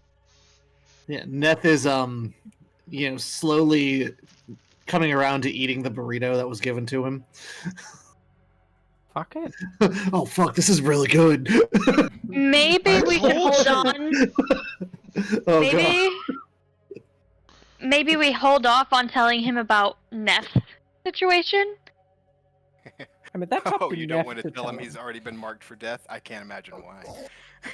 Yeah, Well, he you don't hasn't know been about marked it yet. yet. So you haven't been. You haven't been marked. No. Yeah. No. I think we should tell him everything or nothing. No. Shut up, Uh, Raiko. We I can don't tell know. him about the we don't job. want but to. if We don't want to Neff start out feels- by being untruthful, right? Yes, I but we mean- don't want him to be in this forever if he only wants to go on a few missions and then be a target forever. I agree No. with Winter. This is a conversation I assume you guys had in the hotel before coming to the restaurant. Oh no, we're having it right here. Oh no, we're right here in front of you. As I'm like, I'm starting to eat like, no, like.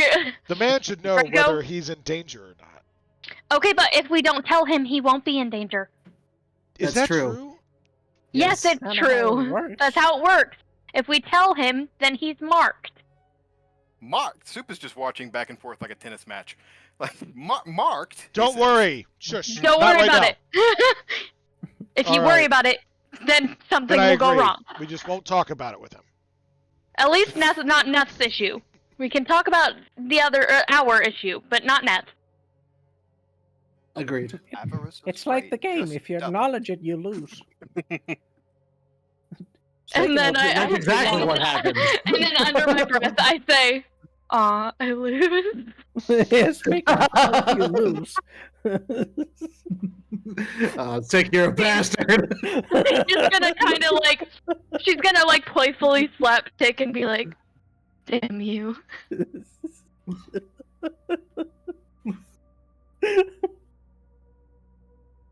Your own girlfriend. I can't believe you made me lose. Listen, Soup, in we war, are- there are casualties. Legitimately But- trying to save the world. Legitimately trying to save the world. Those are Yes. brave words, my boy. I will make sure to engrave them on your tombstone. She looked him dead in the eye. legitimately trying to save the whole world. The whole world. Well, who am I to stand between the party and saving the whole world? He's still mocking you, but he's like, let's. He's Do we, prepared. do we have Trying to any survive. proof? Do we have any proof on us or something? No, we amongst you are specifically some- don't. Amongst you exist a couple eyewitnesses to the literal god of destruction arising from the ground, but you can't show a picture. I'm gonna look at him and be like, you Hold know on. about our friend who was a skeleton, but you can't believe us about needing to save the world? I'm gonna look Don't at we Tick, have? and then I'm gonna Oh. look at Soup and be like, "Sit down a moment, friend." Don't we have the paper from the king? No, we never got any you paperwork. You never got any Oh. paper because he specifically said, "I don't want you telling everybody about Oh this." yeah, that's true. You're I'm just gonna be like- your message self-destructed is what you're saying. I'm Yeah, just basically. like, you believe me about my friend who was a skeleton, but you can't believe us when we say we need to save the world. I have seen such special things as skeletons before, and I have seen such special things as Ones that people have claiming the free world will? is ending. But interesting. Free will? No. Usually they are controlled by another. Because I'm sure our mutual friend told you about our skeleton friend. He did. So you would know how strange that is. But you can't believe us about the world ending? He says, "Fine. For the sake of argument, let's say I believe you." And he starts putting his stuff on in his gear, and is ready. Well, What was That the sells it king's for me. name again? What? Huh? Sorry? What's the 10th god's name or whatever again? Adon. Adon. Okay, yeah. Now, here's something that might be interesting. Raiko, you still have a drawing way back in Conquer of Adon's symbol. hmm Maybe that means something to him? Why would I show that to him right now? Well, if you're trying Because- Oh wait, yeah. Because- Because the DM said something, that's why. Yeah, no, No, I no. mean- Yeah, I have it. It's in my notebook. I scribbled it down. I just kind of open it up and toss it on the table. I'll take a look. To I don't that know if Neth page. knows. Yeah, it's the symbol. Ooh, can I roll a history check? And I think my gnomish cunning, something gives me advantage on that. Let me. Can I do a religion check? Yeah, religion. Yeah, I don't. Either one he could do, but you do. If this is the first time you guys have seen it too. Yeah, well, this is the first time Neth has seen it. I see. Oh, right. Chick would just kind of say like, "Ever heard of Adon?" Adon. The name does ring a bell. And if he's flipped to the page at this point. Nope. Yeah, I'm rolling my history check right now. Plus the 3. No, it's not. Is it a magical item? Would you consider it a magical item enough for me to get the? Oh no. It's advantage on magical item. Neth, Magical you're item. on. What is? Artificers have a history specific on magical item thing. It's just it's a I scribble. think it's on just a notebook. drawing of a like a sigil or something, Yeah, isn't it? it's yeah, it's just a symbol of Here goes. Adon. Let's see if we've seen that symbol. Should do a guidance on that. Fucking love guidance. I don't know the rule. I don't love Love using it all the guidance. time, so I don't like using it on myself. But I'll use it on you guys a lot. Yeah, I use it all the time. Any chance I get, if I have it. Was that a 17 for history for this Adon thing? So with the 17, you are familiar with some old myths surrounding Dawn, supposedly amongst the various pantheons, like the pantheon of Oridon anyway. there are 9 gods that are known. Dormidon, Thondra, Celisana, Robin, Orad, Nadara, Vidian. Fuck. Trying to do this on top of my head sucks. Cool, I've got it in front of me. You don't have to do it. There are 9 gods Document. that Yep. are known. Now, yeah, You, Python and fucking- you don't even know your own pantheon? Wow. Gosh, Can made you up his own gods stop? and don't even know. Stop. That's Listen, I run a lot of games. I have a lot of information in my head. Okay. you leave Lundy alone.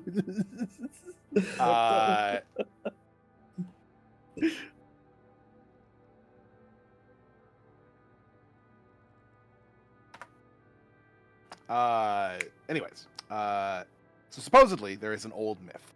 Now it's not a well circulated one. That 9's a weird number, so there must have been a 10th. Some people have speculated as to the identity of what this 10th god potentially could have been at some particular point. And Adon is one of the hypotheses that have been put forward, based off of incredibly old ruins. There is essentially they've decided that there is some sort of evidence that there is this god of destruction specifically. All the rest of the gods are about creation, life, how to live life, all these various different like positive things, and then you have this 10th god who's about killing everything. Not a death god. That's Thondra, a god that destroys. Very different. I see. And does a 17 Um, tell me all of this? It'll tell you that legend anyway. Gotcha. But the other bigger thing is the drawing, because the drawing, majoritively, aside from a few extra bells and whistles, is the sigil of the sort of fabled alchemist stone. Well, that gets Soup's attention, and he says, "Oh, the theoretical alchemist stone is involved." Well, my work is not theoretical. And I'm not a I- dwarf. I don't know about rocks. Is there anything about the 10th god on any of these pages, or am I just looking at a scribble of the alchemist stone? It's the symbol of Adon, which presumably now is also the alchemist stone symbol. Oh, it's the one and the same.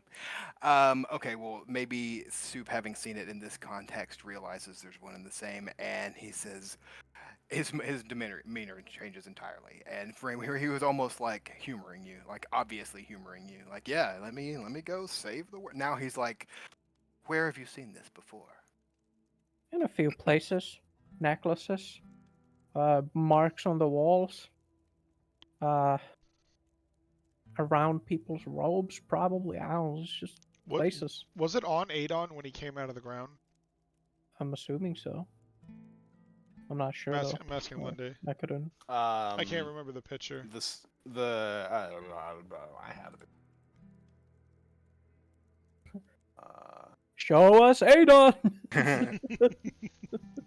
But either way, you guys have seen this symbol. Ooh, all right. That's Is the it symbol on his face, right? On No. his face. No, there? that's not it. No. But That's something else. I see. there's a lot of runes on him, so I'm presumably rolling the it's ultimate somewhere D20. in there. Okay, that is frightening. Right?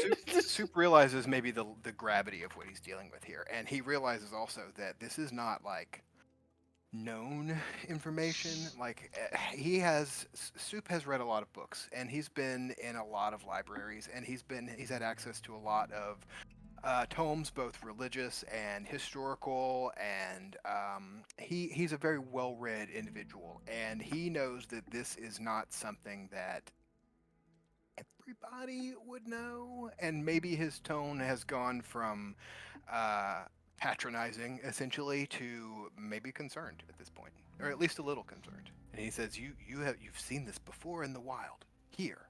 Anything we talk about from now Not on, here, you here, cannot but talk yes. to anybody else about as under decree from the Emperor, by the way. The Yeah. Emperor's he almost says it like he doesn't believe you. Like you're just adding another layer of ridiculous onto the situation. Oh, the Emperor is involved in this, is he? Just so We we watched understand that you Adon. understand. We watched Adon raise from the ground from a hole deeper than we could see, right before a crowd of people, Turn to ashes. and when turned to ashes, crumbling down. Emperor was presumably in there by design of the cultists, which were a dwarf. Was Tabaxi one of them? Tabaxi. And, Female Tabaxi. And a drow. And a Uh, drow, yeah. Hmm. Bunch of cultists. Those three are the main motherfuckers that we're kind of. And Soup says, you Looking for? saw Aegon with your own eyes, and They- Ran. Yes. They He didn't run. He kind of They- just slowly rise from the ground and No, started we ran. floating into a direction. and Oh, he yeah, annihilated no, everything we Yeah, ran. we Hell saw Adon, and then we Yeah. were gone. Us, Yeah. the Emperor, the King of Geneva, Soup, or- without even wait, no. necessarily asking, and he might Uh, apologize for this in advance King of later. Ironstone. He just takes the journal and starts flipping through in like a mind and he knows it's kind of rude, but he can't be stopped. And he says, this sounds too much. This sounds too much like the prophecies. It sounds It's just Tick Tick's journal. So there's a bunch of random bullshit, random he- drawings There's of what doodles. he's. There's is this doodles like- in the. like Charlie Yeah, from there's a Sunny? bunch of drawings of what he's seen on his journeys. W All plus sorts of D just things. on some of the corners. Yeah, some text Actually, about. Yeah, I text have a about question. trying All to right, find in the middle of dad, his all in the that middle of his shit. rants, then he might realize that it's a bunch of just nonsense, and he just literally Is kind of a- quietly puts is it back a down mo- without i- acknowledging anything else. Is a Yeah. Moonblade like my rapier? Like, is it like super special by any means? What? I don't know. It says we were given items from the wizard that knows the king, right? And we were all like given stuff.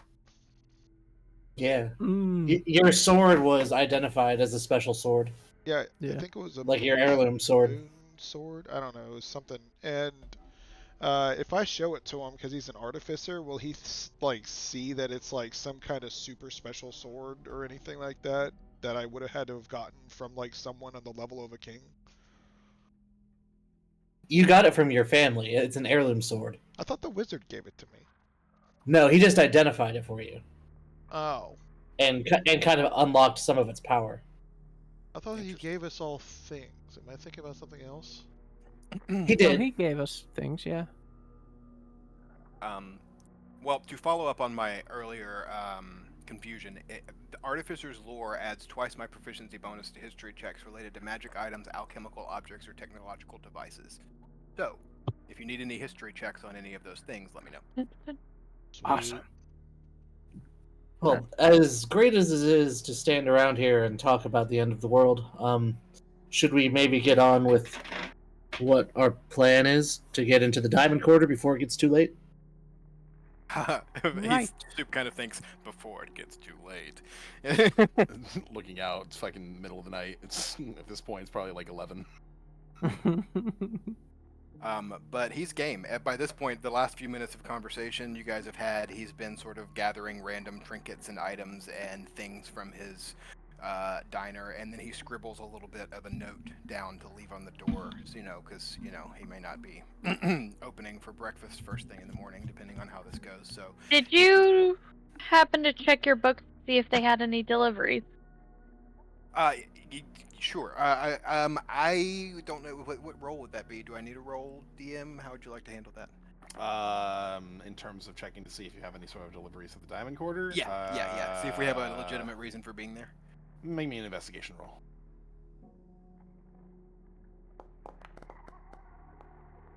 Oh, I love it. Oh, it's beautiful. You find that you do not. No, shut up. Shut the fuck up. No. Out there having a party. You have to cater it. We could be a traveling food truck.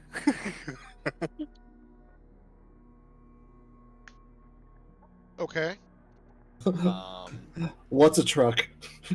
Traveling food Okay, wagon. well, wagon could be a wagon and not a truck, I think. Toby, go. Maybe that's the brand name. Food truck, one word. Where am I going? TM. I'm not Hold on, the I've dog. gotta- Sorry. So Oh. I wasn't planning on this particular route, but I might be able to do something here. A little bit of a callback to another campaign I had.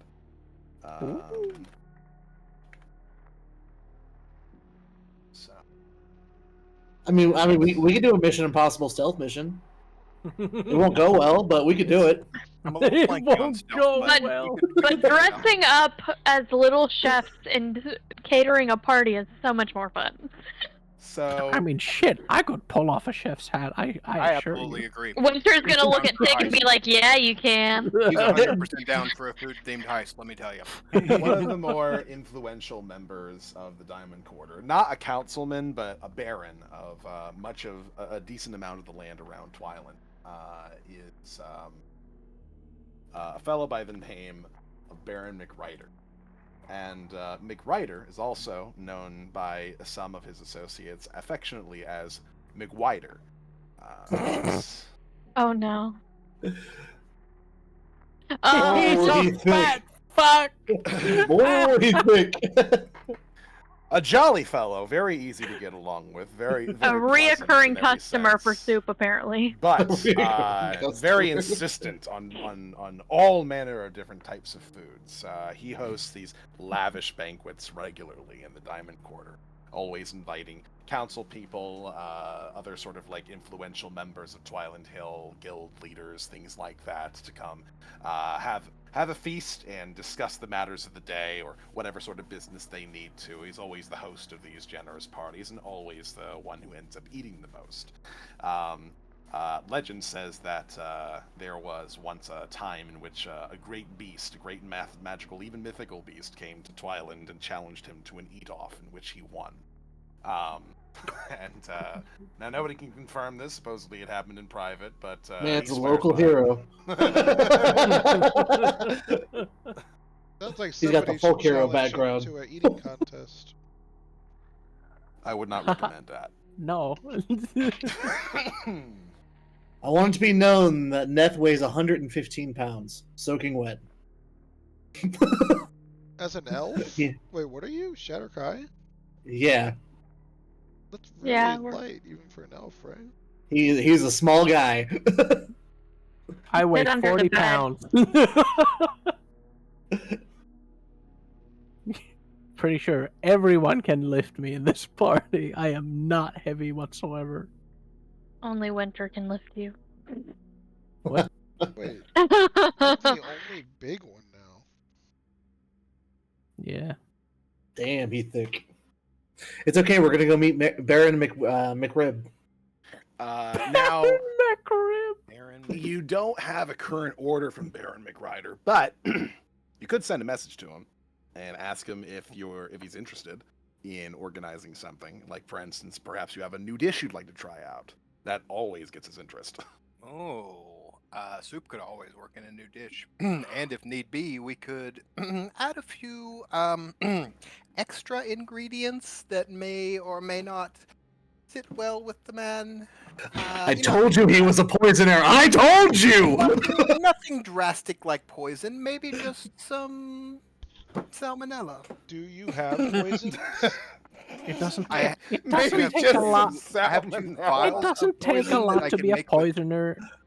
I think that I can make with my. It would be more. I have vials of acid, or I can, if I have Ooh, the acid. travel alchemy kit that gives me proficiency with poison. But I have to get that. I have to bring that with me. I have to finish making that. However you'd like to rule that. Just transform him into a fucking sheep or something. I don't know. Ooh, we can make him a potted plant. Hold on, we don't need to do anything to him. Oh. Yeah, but it'd be so fun. We just need into the diamond corner, and we need the councilwoman to go to this party so we can watch her. That's true. Yeah, we don't need to do anything to anybody. All right. Well, maybe next time. I like the way this guy thinks. Pud, do you think we could try out our, what does he like? Maybe he likes, honey roasted lamb. I think we have a little bit of extra in the back, and it's gonna go bad soon anyway, honestly, so we can feed it to this guy. He'll eat it. I know he will.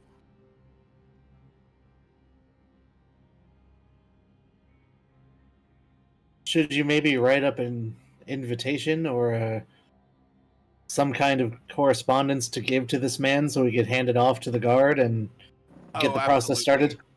With his magical tinkering, it gives me basically the ability to print. Like I said, to be a printer for a piece of paper at a time. I can't mass produce them, but they can pretty much say. I think it's up to 25 words is the ruling. So I mean, we can't say everything, but we can pretty much get what we need to say in a. It doesn't even have to be a piece of paper. I think it just projects an image, or it's on an image that is permanent. But it disappears by having to choose more than 5 things. So I'm just trying to figure out how you guys want to play it. I think that I can make an invitation that'll stick around, pretty much is what I'm saying.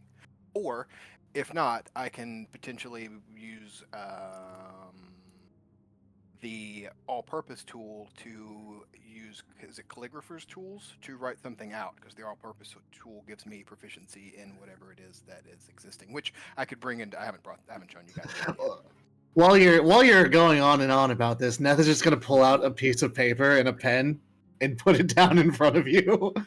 I think this will do it. I like the way you think. Simple but effective. Is something I need to work on. And he writes just directly to him and says that he's got a dish that specifically he wants to try out on him for being such a great customer, and that it's time sensitive. So we either have to do it tonight or very first thing early in the morning, depending on his schedule. And hopefully that suffices. All right, I'm gonna go attempt to give this to a guard or somebody to deliver it to him. I'm gonna pose as a messenger. You need any disguises? No, I think I'm fine. Okay. But I'll meet you guys back here. Sure. Perfect. Okay, so we're sending a letter to Baron McGrider to set up a party, and all of you are going to pretend that you work for Soup. Is the plan? Yes. Yes. Yeah. I love this. Okay. In terms of penning a letter to Baron McGrider, what would be the contents of this letter? Just generally speaking, I don't need to have a full thing written up or anything like that. Just letting me know the bullet points. He said that there was a new dish, but it was time sensitive, and he needed to do it at his earliest convenience, whether that be tonight or whether it be tomorrow at some point. We need to get people together to taste this new dish that Soup has come up with. Yep. Enough people that this is a catering event to bring worthy of, what are we looking at? 5 staff here? Yep.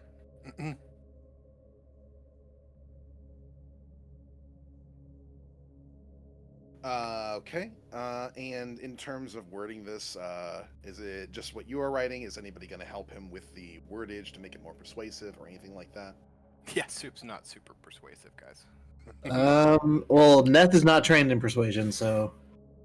Let me see. I have a +3, but I'm not proficient. I'm proficient. I can help you with that. It's because you're so dang cute. Sure. Mouse is rat is cute. It's definitely not for interrogation. Definitely not. Does that mean Not you for want me to winter, it roll persuasion isn't. and have them help out? Because I would definitely cast guidance on this. I would say, Yes. I. One of the other people can roll persuasion, and then they could do so on your behalf in terms of the actual wordage of the letter to make it persuasive. The Baron. Yeah, he would say he would cast guidance in whatever somatic and wording he would have to say, but he would say, make sure you include how delicious it's going to be. Just underline that.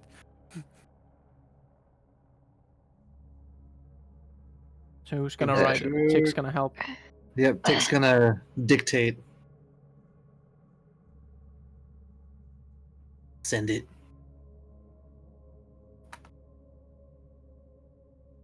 Who's got big charisma? Neth has big charisma, but he doesn't What's your- have What's your training plus? and persuasion. It's +5. Okay, I don't care. You're fucking writing it. Oh, Someone have- roll me a okay. persuasion check. You what the have fuck plus now? 5. I'll give you advantage. Soup I will got give you. you. Here we go. Or I swear to God. 27. All right. Natural All 20. All right. Yeah, you're making a fucking masterpiece. I'm not proficient. Shut up. Right in. Yeah, this is where Ness, he's good at speaking, comes out. He's very well worded in what he's saying, and you can tell he actually used to be in the food service industry himself. So he's very good at selling this meal and this party plan. You don't have to talk to people, so this works out well. The soup says, "Remind me to get you to write our next review."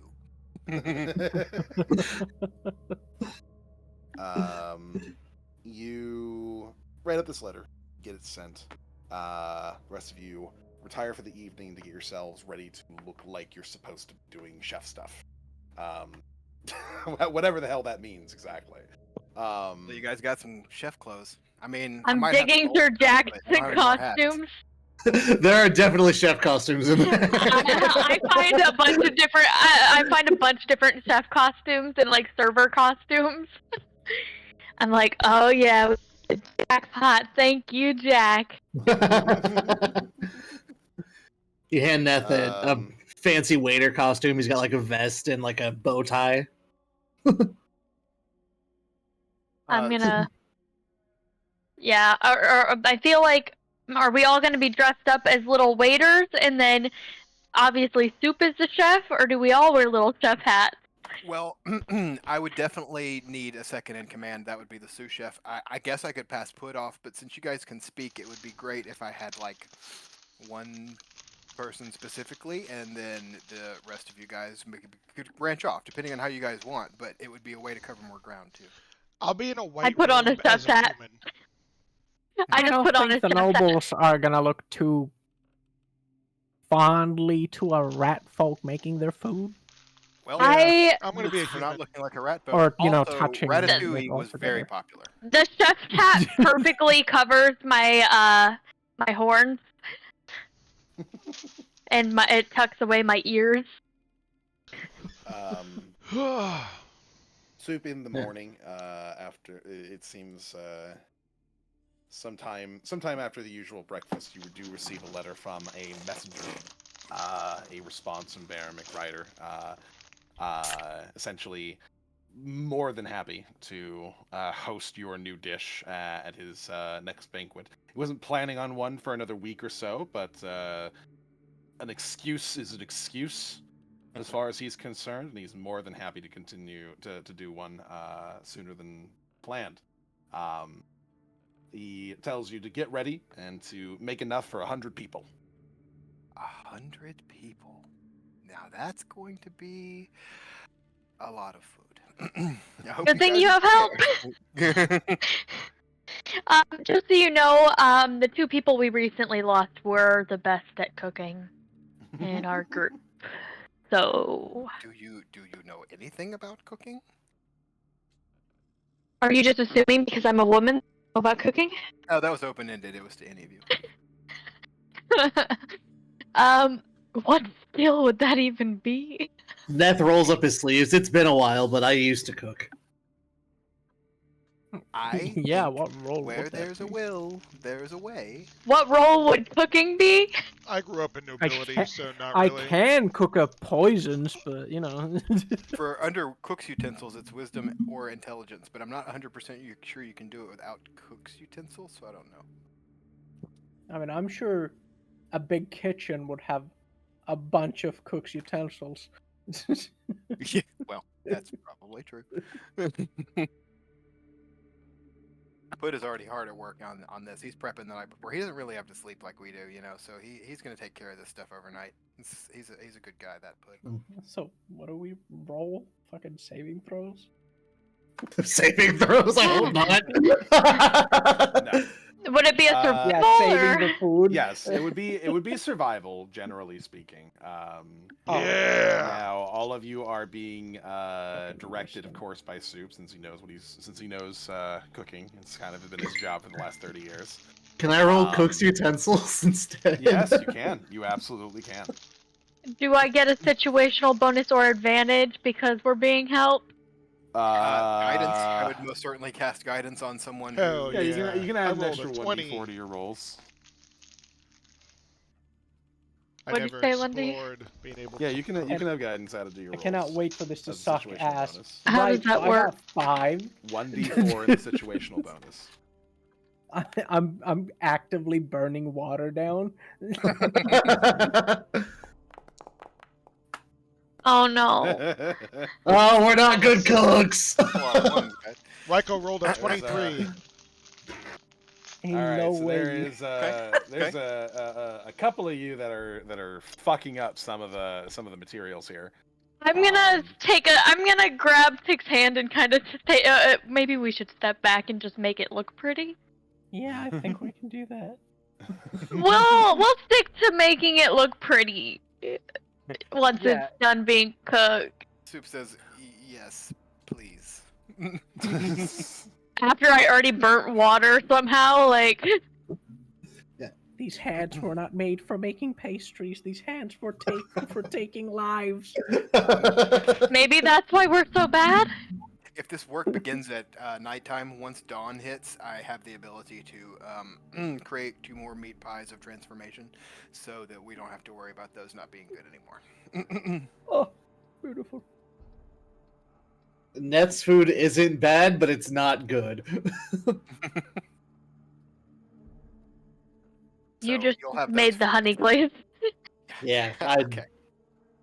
It's definitely it's a- working on salads. You try. Somehow, You try. somehow Ryko was doing great, and we're all just so confused. I'm very dexterous, so I'm good at cooking, you know? Yeah, man, that makes sense to me. So I I have go, a like, +3 in flipping things in the dexterity, and pan move, I'm doing still pan stuff. Maybe you just don't, like to eat food that much. Maybe it's not your thing. I like wine. Yeah, yeah. So I did we? just Is this kinda- gonna be edible? You know what? I don't care if it's edible. This guy's not paying, so. Just kind of heat up Still your corpses reputation on the on line. top of a. Yeah, I that's, think fire. Winter's just gonna work on the presentation and make it look pretty.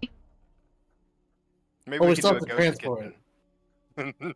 This is not Soup's spoon. This is an unaffiliated spoon. No, it's fine. It's Soup's spoon. It'd be Net's knife.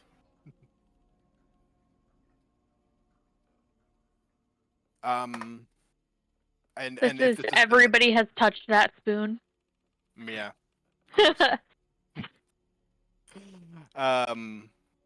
If this is the next day, 2, 1, 2. Okay, yeah, respect my boldness spells and okay. Okay. Is it edible? How'd we do? Give me your cook's utensils check as well, on top of everybody else, kind of. Because Neff's is edible. Tick and Winter burned theirs. Ryko did well. We burned water, so we gave up before we fucked anything up too bad. I'm putting my guidance on this one because I might, I need some outside help on this one. Okay. I did better than Soup! Well, Wow, Soup is very impressed. He's very impressed. Now, Soup was having to juggle everyone else's ineptitude, but he's very impressed with you.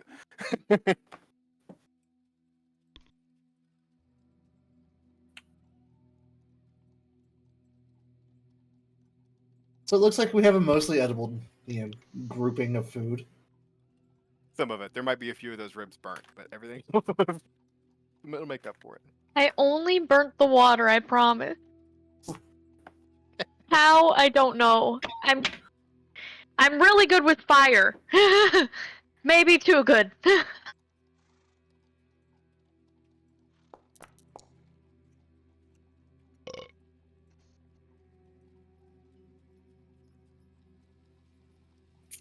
Okay. So are we going in the morning or what? More the I'm assuming, more the evening. You're cooking all this over the course of the day. How long does that to make me look like a human? How long does that last again? 10 minutes or an hour 10 or minutes. what? 10 minutes from the time that you drink it. So do I have to just drink multiples? Or are we just getting through the gate and then? I guess that's on you. Yeah, I guess. Yeah, you'll have 10 minutes like Darkman, then your face melts, and then you look like you again. And I guess if that means you can't be seen, maybe you'll have to go someplace else for that time. Okay. Guys, I gotta run to the restroom. My tummy feels funny. Face melts once you get into the bathroom. You'd come out looking like a completely different person, though. So whether that's good or bad. For them, bad. I think I should probably pull up Alter Spell. Did anybody look at Alter Self recently? Because it's been a minute. I don't know if it's permanent. Like, you can only do one thing, or if you can change things on a will. But you have it for 10 minutes. Let me see. Oh yeah, when you cast the spell, so you choose one and it doesn't change again. This says it lasts for an hour. Is that not right? It's not quite the same thing because it's not Alter Self. It's the effects of Alter Self for 10 minutes without concentration. Oh. Gotcha. It's a potion of transformation that mimics the spell. I look at Tick, be like, what are you gonna turn into?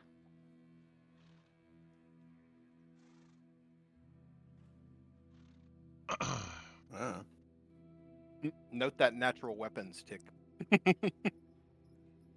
Alright, so I'm going to be a human, and I'm going to be in a white robe with a hood, and I'm going to look like this. You can't wear whatever you want. You gotta wear the uniform. It is the uniform. I'm not a super chef. I don't want to get a lot of attention. I just want to be like one of the people, so I don't want to have. You gotta wear the server's outfit. It is my server's outfit. Hold on. It goes down to specifically saying you decide what you look like, including your height, weight, facial features, sound of your voice, hair length, coloration, and distinguishing characteristics. So pretty much anything. I got a picture for this, but I'm looking for it. I really hope you guys are puppets and changing the way this is what you're still wearing outfits when you change. What the fuck? Nice. There are small limitations, which is that you can't grow, you can't change your size, and if you're bipedal, you can't become like a four-legged creature. You have to sort of resemble what you were before, but everything else can change.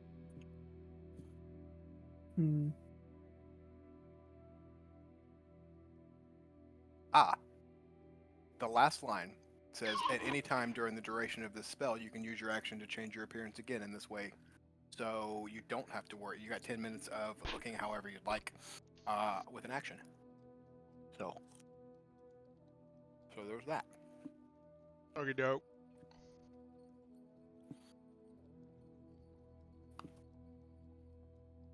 Okay. And my name is Alex Lundberg. Fuck off. I am assuming that all this stuff, though, is within your homebrew rules. You would have spoken up by now, right? All this stuff like matches your rules because, How did you find that picture? That's right. I am Alex Lundberg. How did you find that picture? That is fucked.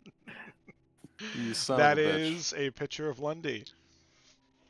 That is next level fuck. Holy shit. That was during my Ezio Auditore phase. Yes. What a cool man.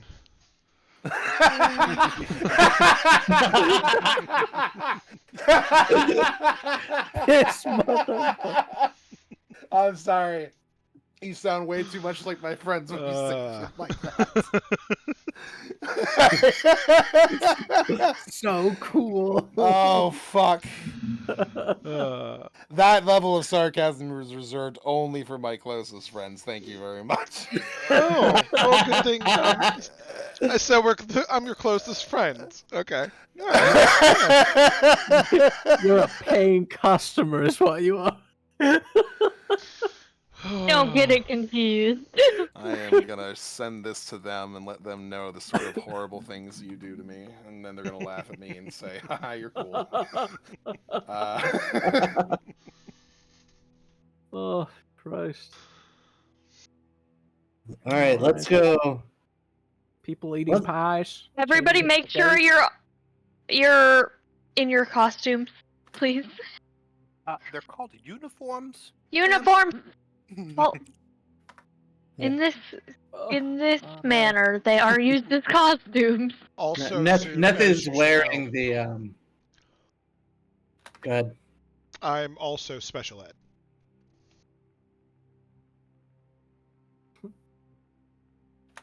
Hippo, we Yeah, I'm starting to figure that out. know. We know. No, Neth is wearing the suit, but he still has his purple scarf on over top of it. I don't think that's up to code. Oh, Soup is still wearing his. I mentioned you can see it in the picture, but he's also got a white scarf that sort of wraps around his whole like face and sort of back, and he wraps it around in case he's dealing with like sparks or fumes or particularly stinky food or things that spatter. So a little bit of personalization is allowed, I would say. Winter's got a little chest outfit on, covering up her horns and stuff. She feels so professional, and yet she can't cook a thing, except for people's fucking skin. She can't cook a thing except her friend's bones. And at least at the moment, Except for the flesh of her enemies. I suppose Raiko is the one that's going to be my sous chef, huh? Even though he's only got 10 minutes of existing. I think that would bring too much attention to him.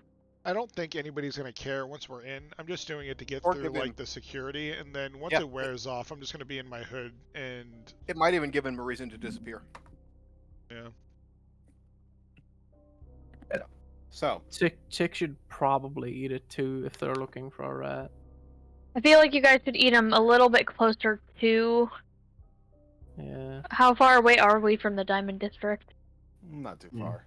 Yeah, I mean we'll eat it once we can see the gate. You know, they'll step out, eat it, and come back. You guys have boxes of food in front of your faces. No one will know. You have your costumes on, and then boxes of food in front of you. True. Chick's All rat right. tail is just like hidden in the pants around his waist. How tall is I'm gonna look McWhiter? at. How tall is who? McWhiter? McRider? He's probably about like 6 foot something. Winter. He's You're tall gonna and have to fat. put your- Winter wants to look at Tick and be like, "Is that a tail in your pants, or are you just happy to see me?" You guys, all dressed up in your various different things, make your way over to the gates of the Diamond District.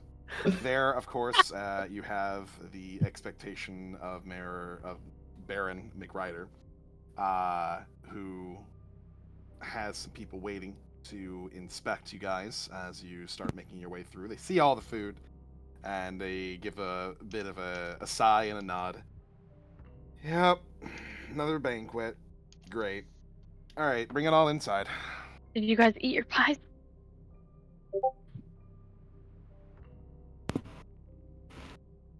What do you look like? What did you change into? Tick? Well, since Chick is, not on the taller side, I feel you, brother. A dwarf is probably something. Hell yeah. A dwarf in a waiter's uniform. Yeah, My basically. digger. Okay, but Yeah. does that do it? Oh, no, God damn it! This was not the plan. Because like Tick, Winter is. it's because Tick Win- can speak Dwarvish, so it would make the Ah. most Nice. sense. So Winter can isn't Soup. happy about it. Yeah. Yeah. Dwarvish and Elvish. So if we need to communicate, assuming they don't know Elvish or Dwarvish, we can. Yeah, because like Tick cannot speak Gnomish, so he can't transform into a gnome and then not speak Gnomish. I So know, dwarf I know. was the next best thing. I know Common, Draconic, Elvish, and then Birdfolk. I know nothing useful. Okay. It's not Can't gonna do help it. us. Okay. I mean, I guess I We could have we gone can't speak halfling, in but tongues like in a real kitchen. Then that's fine. I could have gone halfling, but I'm not too interested in transforming into a hobbit. That's fair.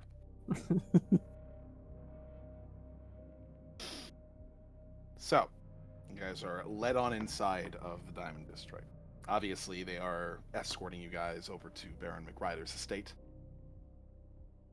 There you find what appears to be a rather extravagant mansion of sorts waiting for you guys. There are several servants who are out here helping to get all of the sort of prepared meals on the interior, and standing amidst the sort of front garden of the estate is the big man himself. As he's watching all the food come inside, he's kind of slightly rubbing his stomach with one hand as he's watching. And he has a hungry look on his face as he looks over to the rest of you.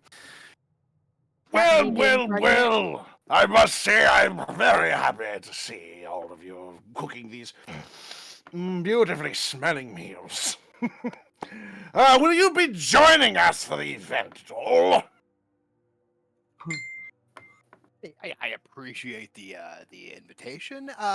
We don't generally make a habit to try, and we don't generally make it a habit to eat our food. It's bad form, but this is a new recipe, so I think my guys could try it and see how they appreciate it. If that's all right with you, if you think there's enough to go around. You're the one in charge of this operation, right? Soup, I believe is your name. Soup it is. Yeah, well, Soup, at the very least, I insist on you being a part of the banquet so I can introduce the meal as one invented by yourself. That way you get all the marketing that you require from donating to such an event. All the richest members of the Diamond Quarter will know who is feeding them this, beautifully smelling concoction. Soup has used one of his magical tinkering devices to make a beautiful smell just coming out of it. Like the food smells good, but this is like an artificially beautiful barbecue smell. Like you go into like a Disney store and they're pumping bread. Like this is just creating one smell, and it's like the best smelling barbecue you've ever had. Oh, The little device. Also, I forgot to mention. Sorry, I gave each of you guys a clock so that you could keep a track, like a little watch, not like a whole like Flavor Flav neck clock, but like a little watch, like a stopwatch maybe, so you could keep track of your 10-minute timeline. I really wanted a Flavor Flav neck clock though. That's not in code. Well, most of the rest of the participants in the banquet haven't arrived yet, but do come in. Let me show you around the place and so you know exactly what it all looks like. Neth is gonna take like a detailed mental note of the layout as he shows us this place. Come now. Don't dawdle. You know how finding good staff can be. And Soup kind of gives everyone a look. Now, get to your stations. Oh wait, we're trying this first. And he says, the man has been kind enough to allow us to all partake in this meal, so we are going to oblige. How much time has gone by? Since you've arrived in the actual Noble's Quarter here, probably about like a few minutes. Okay. How much time do I have left? Probably like more than a few minutes. I'm gonna say 7. Okay. I'm gonna not eat with the rest of them and just try to help Soup, like bring stuff out, etc. This is. Oh, I can't use your name. Do you have a name? Did you tell me a name? Raiko's hidden name, or Yeah. It's Alex. Oh, we Alex didn't give him Loco. our code names. So this is Alex. He is an exceptionally gifted young chef. He will have the freedom to observe from any place he needs to. He is truly a phenom. He is the cusp. He is the future. No, he is the I was all. trying not to bring attention to me. No, that's the opposite. He says he is literally the future of culinary arts. Well, then do come with me. I want to make sure that I have the next generation of culinary geniuses next to me while I am ensuring everyone is well satisfied at this particular place. Yeah. He says the man really needs the freedom to observe as he chooses. It's really part of his art. I appreciate the invitation, Baron. However, I must decline.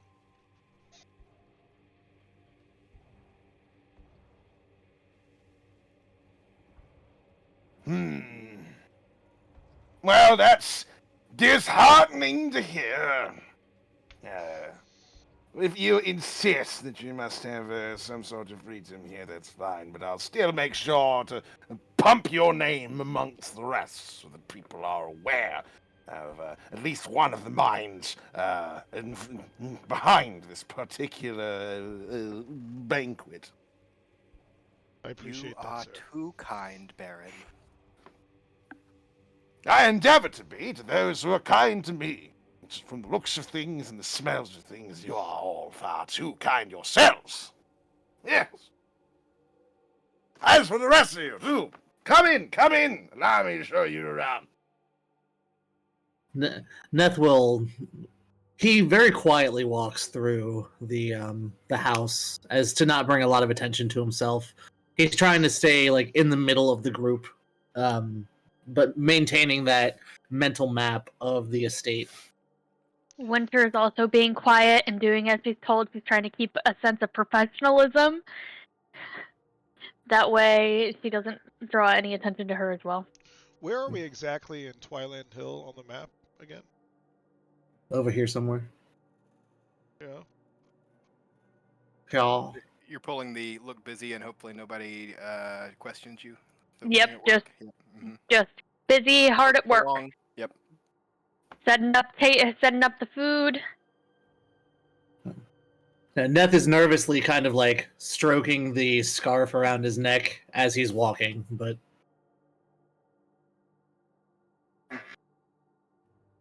You guys enter into the dining hall.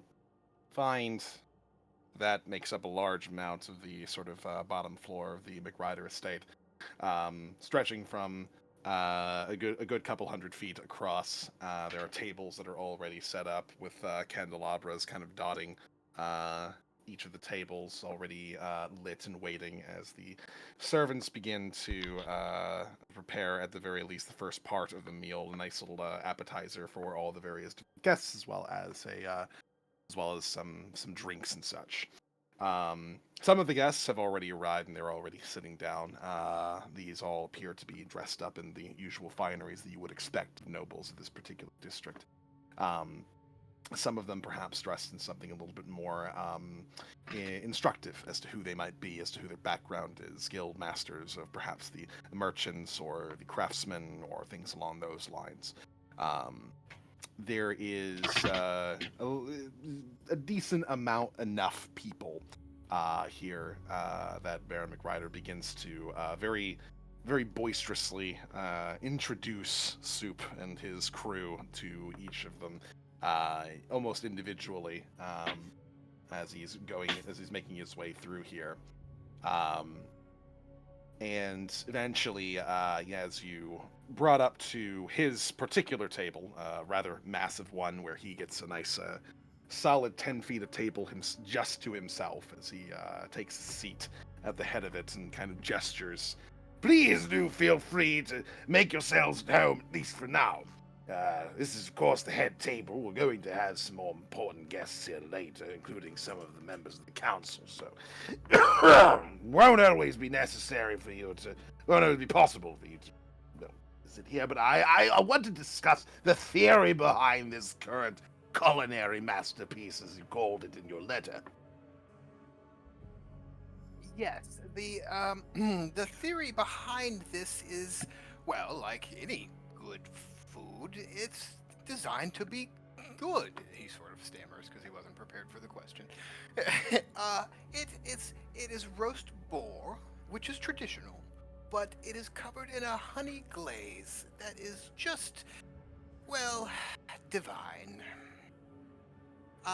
But words can't really do it justice. I would like you to tell me what you think. Well, I haven't had it yet. I'm more just anticipating it. So I don't really know. But Oh, you eat I'll with have your plenty to say eyes, once I've Baron. tasted You it. eat with your eyes first. No. See, this is a problem that so very many supposed gourmets always go through. Oh, it doesn't look pretty. Therefore, it's not going to taste good. Food only tastes as good as it looks. I call bullcocky on that! I have seen some rather horrid dishes that look like pig slop that are some of the most delicious things I've ever placed inside my body. I call nonsense on that, good sir. Soup says, well, I do make a delicious pig slop. I imagine you do. Well, I suppose my team is ready, and we can start the serving and enjoying process now. Are we running? If we're running out of time, Soup sort of positions himself close to Tick, and he kind of gives him like a knowing glance. They don't really have to say anything. Or he in Dwarven, he says, "Don't worry, I got you. I'm keeping an eye on it too."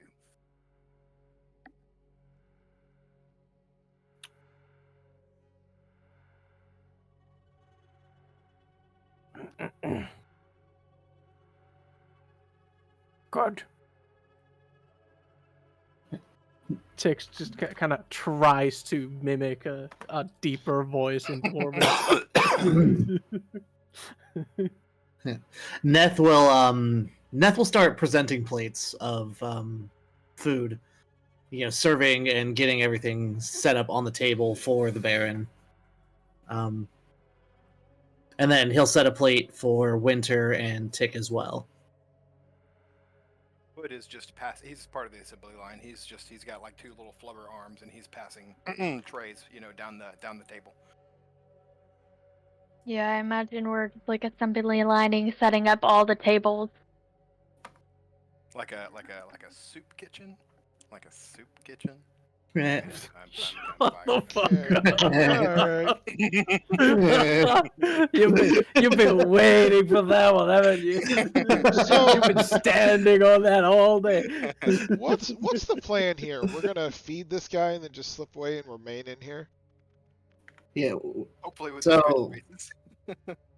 Yeah, my plan, which I'm sure we went over beforehand, was once everybody kind of gets into the swing of the banquet, Neth is going to kind of meld into the shadows and into the crowd and try to keep an eye on Counselor Vorn and see what she's up to.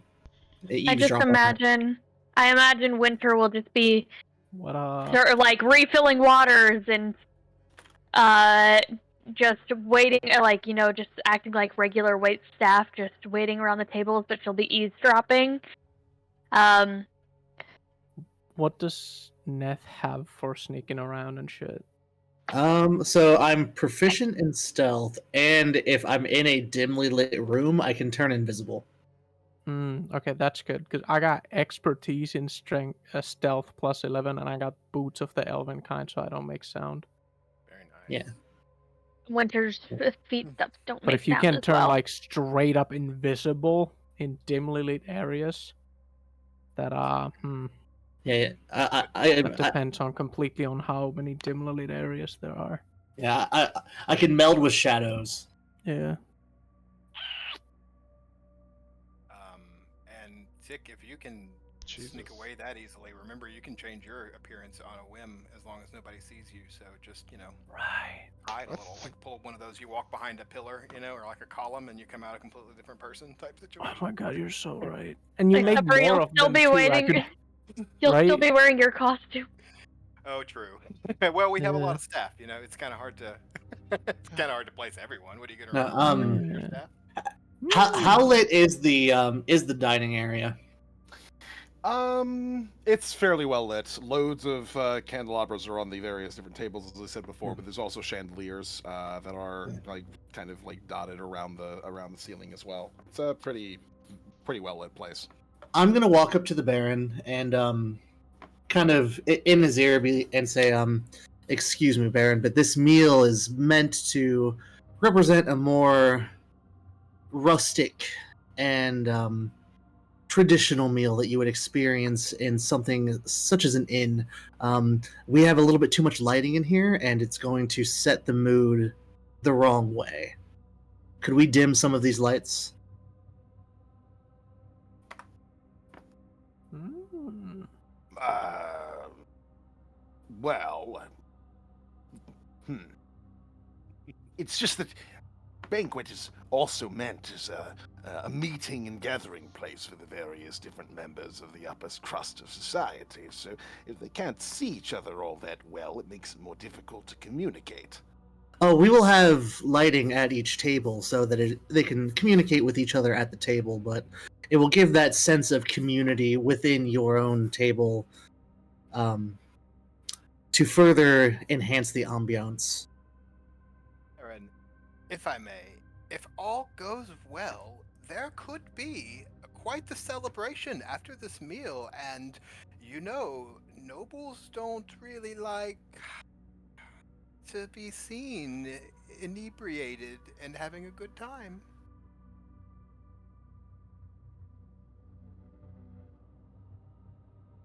I thought that's all they do.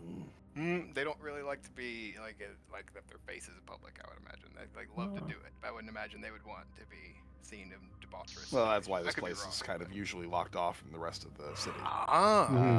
Heard. The entirety of the Diamond District, you got to go through fucking guards and shit in order to. You have to prove that you're allowed to even be there. To be there. Oh, this is an Right. eyes wide shut situation. I see. Yeah. Well, you roll me a persuasion check. In terms of getting him to. Am I close dull the enough to lights. touch him for a guidance?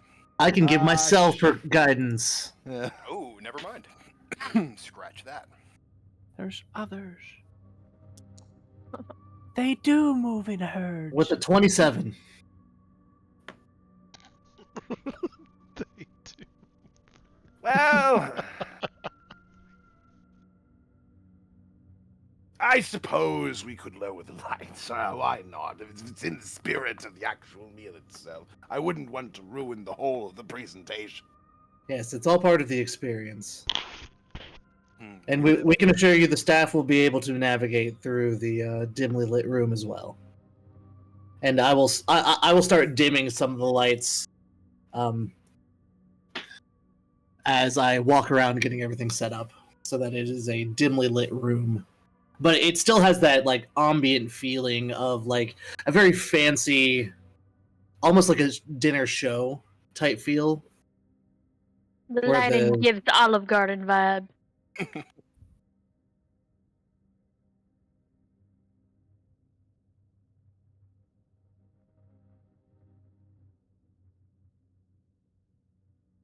Right. So, for those of you who are going to be sneaking away to do other sneaky things, Sneaky. which I do believe is Ryko and Tick, yes, And and Neth. As the lights are kind of being altered throughout the whole of the place, feel free to make me some stealth checks to get yourselves away from the banquet hall. Sure. Do we get guidance? Someone goes, "Oh, my stomach, it hurts. Where's the restroom?" Do I get to bump shoulders with soup? Is there guidance for Stealth. I'm giving myself guidance, but I can't give everybody guidance. I would throw whoever I'm closest to touch. I would definitely give guidance. Probably be And Tick at the if I'm moment. still close, that's what I was about to say. If I'm still close to Tick, I think he might pass him a cake, like a personal to-go box, and say, in case of emergencies, and passes him personal one, and that is another potion of transformation that I burned a lot Awesome. to use. The first two are part of my thing, but the second one is not. I've got to use this trip. I'll be right back. Damn it. 22. All right, Raiko and I chilling at 14. I didn't do a 22, and I make 1d4. no sound. So I don't get it right. Correct. No. Let's go ahead and use this moment to take a quick 15-minute. You know what? Actually, I'm going to use a water. Wait, I don't have a lucky. That's my other character. Nope. Yeah. You're not lucky. Fucking I need to unlucky. get something to drink. My throat's getting dry as shit. Bathroom, all those sorts of things. Good I've idea. been running games for the last 5 hours straight. So, Jesus. 6. Sorry. But you guys, we'll take quick 15. We'll get back at 9. Okay, sound good? 9 Sounds EST. good. Perfect. Wait, what? We'll be back in 15. We're taking a break. Okay, yeah. I was about to say, I'm gonna be at I'm gonna be at work at 8. How are we gonna No. see at 9? It's so it's 8:45 Eastern time right now. Okay, yeah. Okay, I'll be right back. I love soup already. Oh, I came back to I Love Soup. Yes. I just Don't give him a big head. no. I'm loving the interactions we're getting with soup. It's great. Thank you. I'm having a lot of fun too. It's easy with this party, man. It's a lot of fun. Thank you for quoting me, Isaac. Oh yeah. That's what my new favorite lines that I. Sometimes you need some out of context quotes just to Oh yeah. really Yeah. confuse Is people. that a tail in your pants, or are you just happy to see me? Can't it be both? Hey, Tick has a very weird relationship with relationships, so Mm. our relationship is very awkward. Yeah, it takes like 5. So. Oh, wow. All right. No.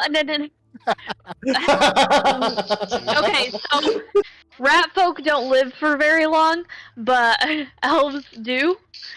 So the way it equals up is it equals up, but the ages just sound wrong. Yeah. Because I'm like 100 something, and Tick is technically like 16, but he's like, we're both like technically in our like 40s or something. Yeah, there probably would be people that find that problematic. Soup is not one of them. But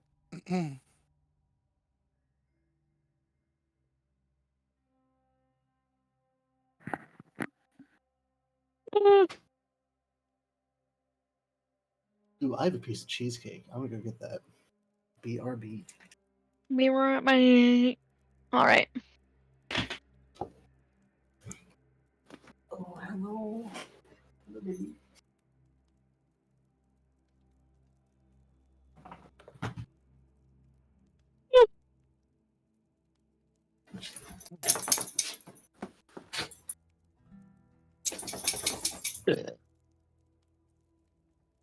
I should probably go eat.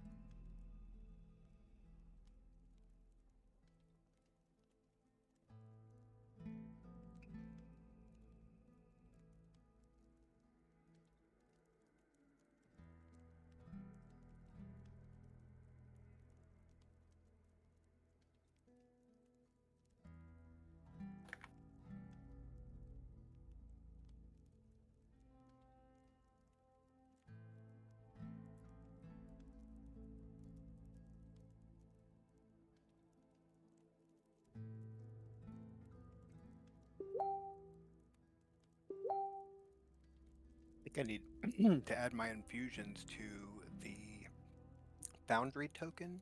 I don't know if anybody's in here actually that can hear me talk. I'm not sure what you mean. Well, so I have infusions on my armor and my shield, which brings my AC from 18 to 20 because it's enhanced defense and repulsion shield. But I don't know how to make that reflect because it says right now I have an So 18. in the upper left, there's an edit button on your sheet, Okay. and then if you go to Gotcha. there's a little thing underneath your portrait that says configure armor. Let's see.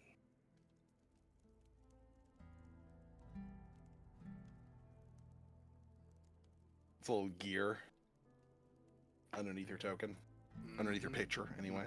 mhm. And there you can go to you can hit, instead of equipped you can say flat, and then just put in what your AC is supposed to be. Gotcha. Ugh, I'm back.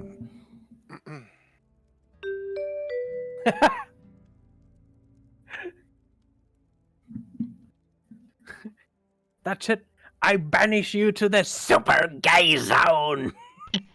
Yep, that's right. I put Ninja in the room for the super gay. What do you do? Come in here and call everybody a nerd again? No, he just kept wanting to be the center of attention, and it wasn't happening. Gotcha. Was he sad he wasn't How are getting you going to attention? be a chair for a whole ass political party and be in a Discord like, guys, look at me? Don't you have enough attention? It's actually hilarious. He's like a mega nerd. Me and him have been gaming for fucking who knows how long, but like, I don't know, we're friends. Oh, did you finally move Ninja to his gay room? I did. Doesn't he have like a fuck ton of money? Why is he in here just trying to beg for So I don't know attention? if this is common knowledge, but Ninja's like legitimately rich. Yeah, like No, Didn't you like, say he he has, was like he has, recently 16 voted in as like? cars and makes like $7 or $8 million a year. Oh wow. Yeah. Didn't How you is say he how is he this like- bored?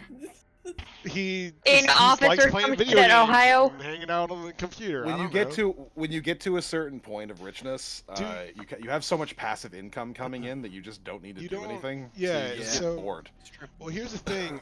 All of like You the know what? millionaires that I'm close with, they all are like some of the most boring people I know. Like my uncle is a multimillionaire, and all he does is sit at home all day playing League of Legends. I mean, shit. I And, don't need to be a my millionaire. I other can do that for friend- free. My other friend who's now a millionaire, he came over to my house yesterday and just hung out all day and not doing shit and just talking with me and Millie. Well, Like they don't really That's like nice. yeah. They are people like us, you say. They Nonsense. are people like us. Nonsense. It's true. I mean, I need that. But it's like... If they're that bored, they could donate to the needy. I'm so in need. That's true. That should be I'm interesting so to- in need. See, that was something that one of my friends joked about. They're like, if you meet like someone who's rich enough, you could probably like just be their live-in GM and just like just have them set up a nice little like shack for you, and then just whenever they want to play D&D or whatever, they just come out and be like, "Hey, you, get over here." Oh no. Yes, you're Master, one step hold up. further. Yes, You're Yes, the life- Master, I'm coming. You're the life coach assigning daily quests to better themselves. I can be Yes, a Master. forklift driver. Let me Yes, be a good Master. Let me take you on a good adventure, Master. Forklift driver, I got you. Oh my jeez. Yes, Master. Jesus Christ.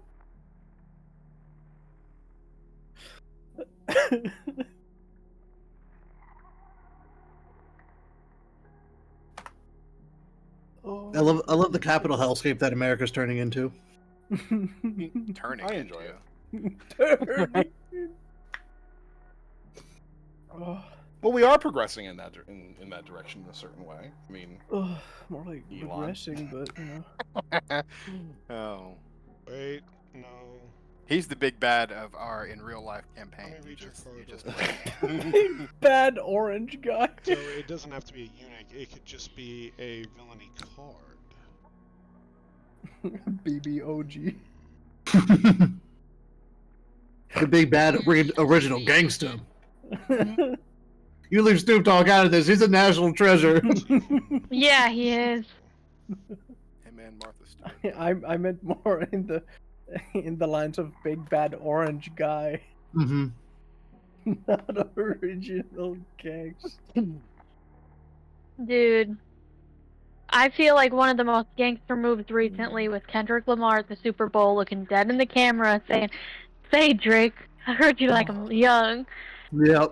That was funny as shit. So I good. think the funniest That's the- part about that was that he didn't call Drake a pedophile in the halftime show, but the whole Yeah. audience The- did. Yeah, The right. audience did.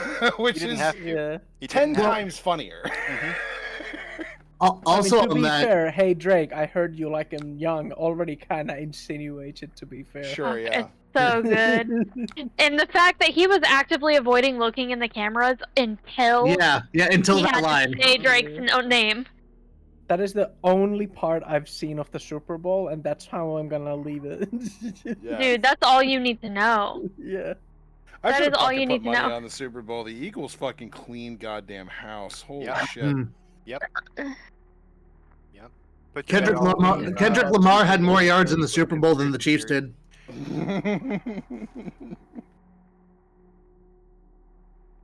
Dude, I love that. Can so somebody much. explain to the European what the Hey, fuck Drake. does that mean? Heard you like So- him young. it's So the goal is to move the ball from one end of the field to the other, right? Yeah. The field's measured in yards, which is meters. Yeah.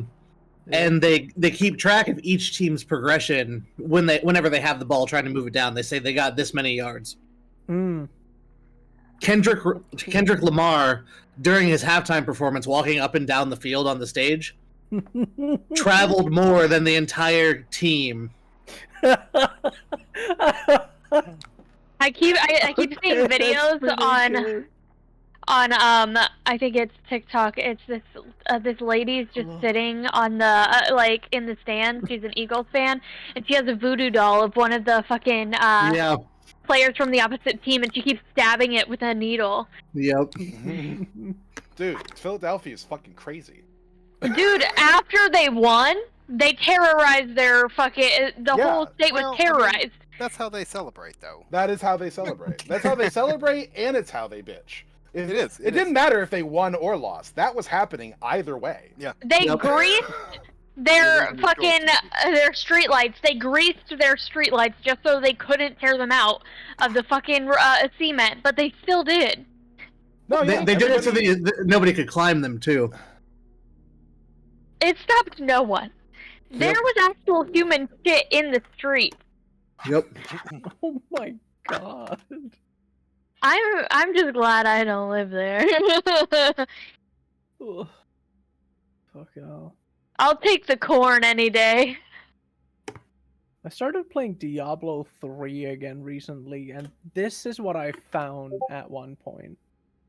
Holy shit. Like, how What's the why, cheeseburger? where- Yeah, What? yeah. That's an ancient legendary dagger called the No. Heraldric Hamburger. That is a hamburger. That is not a dagger. That is a dagger. That It is a is- hamburger. That It's is a concealed hamburger. in the But burger. That is also a dagger. Point me in this image where you see a depiction of a dagger. I would like to see that. Right below ancient legendary, where it literally says dagger. Yeah, Okay. that's a typo. So Okay, but It they is- absolutely put a dagger in a cheeseburger. I mean, it is a very large cheeseburger. It is very dagger length. All right. Also, on the term of large cheeseburger, how on earth are you going to hold that with one hand? That is not a one-handed object. You need at least two Hey, to hold that massive turn burger. down a two-handed cheeseburger. You know, I mean, I can actually personally, check they're this. gonna get excited and then they're gonna. Get I can stabbed. check what it looks like on a Requires character. level 1. You have to be first level to use this ancient legendary weapon. Oh, it's from a game mechanic where I've unlocked a thing where I nothing has massacred a Tyler level 7 cap. games in a row with this deck, by the way. Yeah. And then I switched to Han, and then lost. Well, as we all found out when Elon faked being able to play Diablo, apparently you don't need to have the max level things anyway. Like some things are way below max level and still the best possible item in the game that you can get. Yeah, you just got to pay like $200 for it. Well, at least in Elon's case, pay I someone else to thought play the game Elon for you. actually played it, but he was paying someone to maintain, like, doing all the dumb shit. Nah, he didn't play it because he couldn't do basic shit. He didn't know how to go to maps. I'm sure he played it, but he has not touched the end game. Well, I have He I was have ranked, doubts. like, 3rd or something. Yeah, he was paying somebody else to do that when he Yeah, was but, like, when he here's was the thing. Who the fuck are you paying to be 3rd in the world at? Like, someone who's really good at the game. There's Yeah, people but who are obviously there's what the people who fuck? can get that high. I know, but, like, who... I'm sure he there's was only He's the trying to richest get guy in the better. world. He can find whoever the best gamer of Diablo is. And Yeah, I'm fucking sure pay he him was money. trying to get first place, but he just was 3rd at the time. Like when he streamed himself playing it, like other like Diablo players are like watching him. He's like they're just watching him just fuck up every basic thing. Like he's running into walls. He's not using mana potions. He's not. He doesn't know how to get into maps. He doesn't know what he can and can't do. He's walking past like loot that nobody would walk past. He's clicking and dragging things into his inventory, something that nobody at the top level does. I loved watching it. It was the funniest shit ever. It was like a comedy show. It wasn't such a tragedy show. It was so funny to watch. Like it was him just clear that he had do no idea what he was everything doing, and he's wrong going by through all the accident. gear, and he's like, "Yeah, this is kind of low level gear," when it's like the best item in the game. Yeah. And he's like, "But you know, it works, I guess." And it's like, "Yeah, of course it works. It's the best item in the game." Like, you need no more evidence that he does not know what the fuck he's doing than to look at his fucking Elden Ring build when he fucking tweeted that shit out.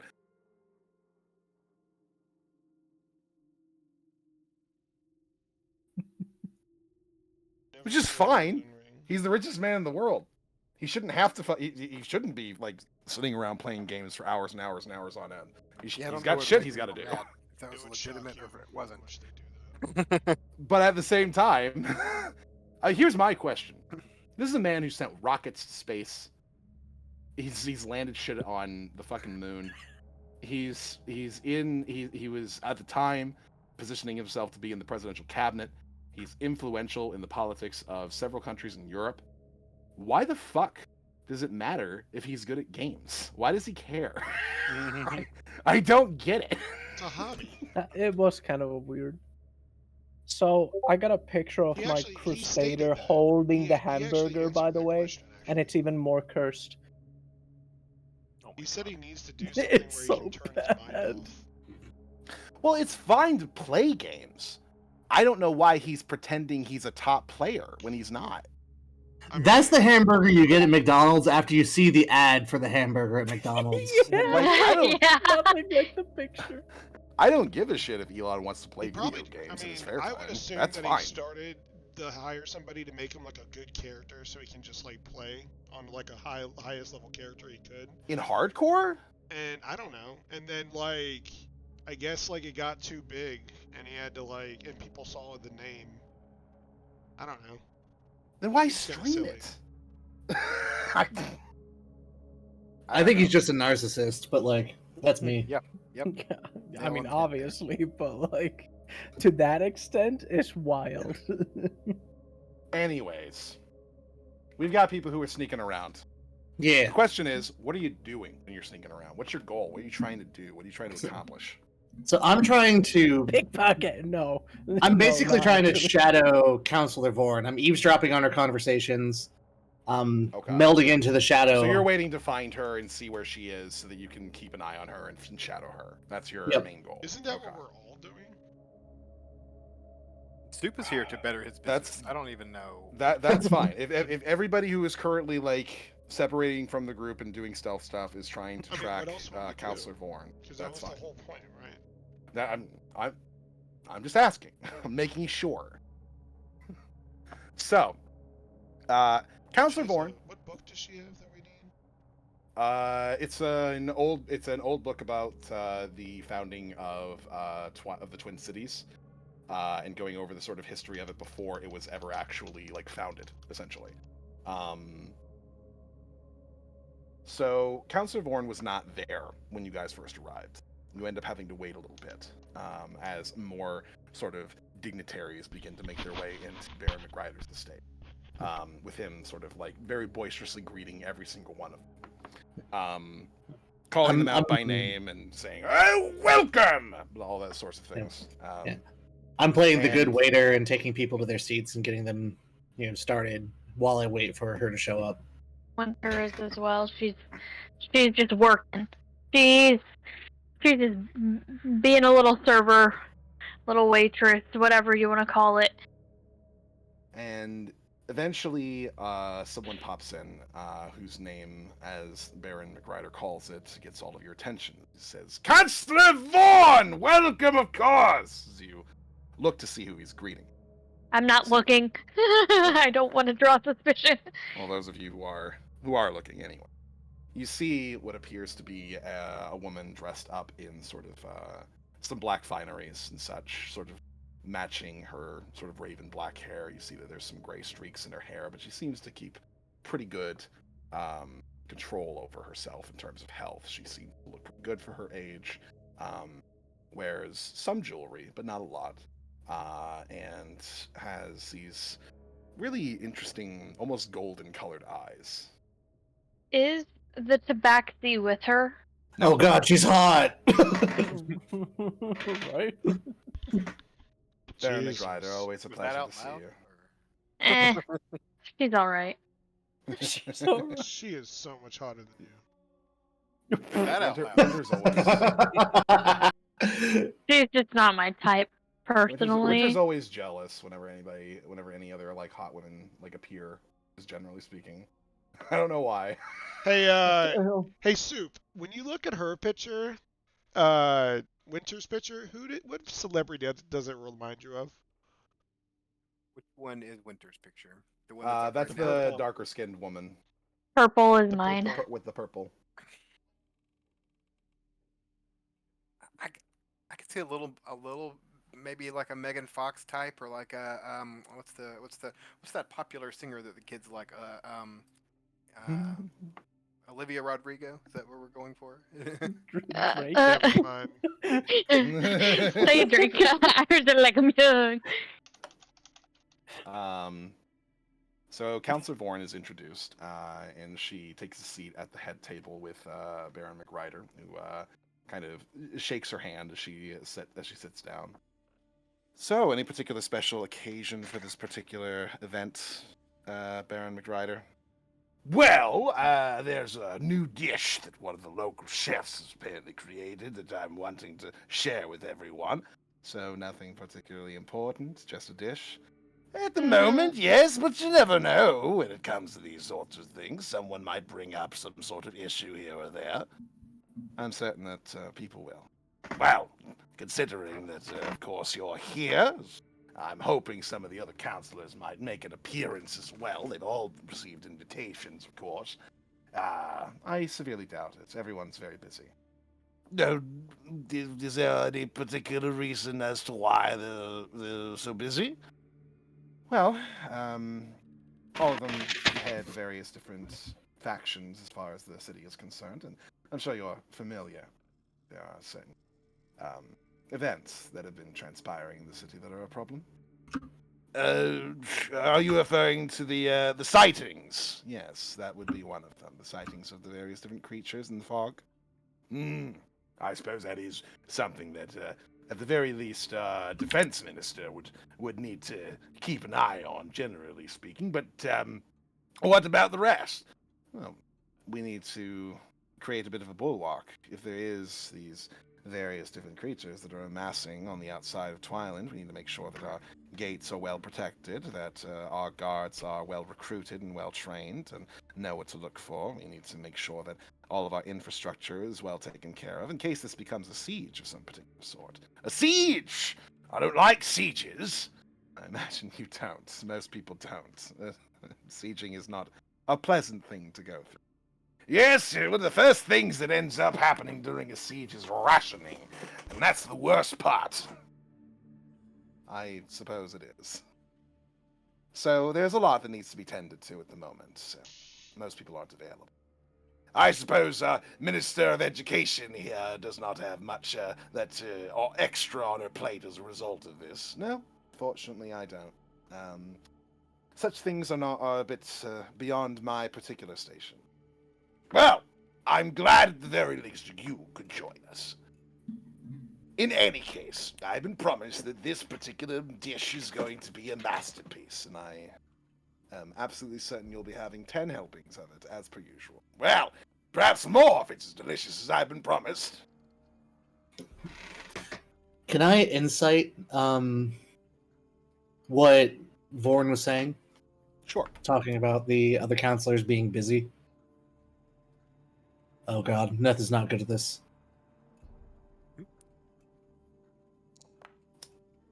Nope, Neth is not good at this. 9. Yeah, you're having a hard time reading her.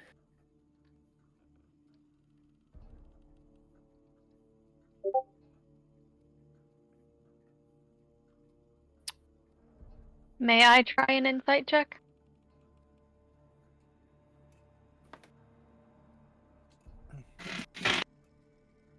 Sure. Everybody who's listening in on the conversation, may you do one if you'd like. Yeah. I'm gonna fill her water, and then after I'm done filling her water, I'm gonna step back and just kind of meld into the shadows behind her, turning invisible. Oh. Soup stopped listening back when he said something along the lines of a dish not being an important enough event to gather. He just got offended. Says To you. be fair, McRider didn't say that it wasn't enough of an it was the other event. guy. It Yeah, was yeah. her. Yeah, her. That's This right. bitch over here So doesn't think that a new dish is important enough to have a party.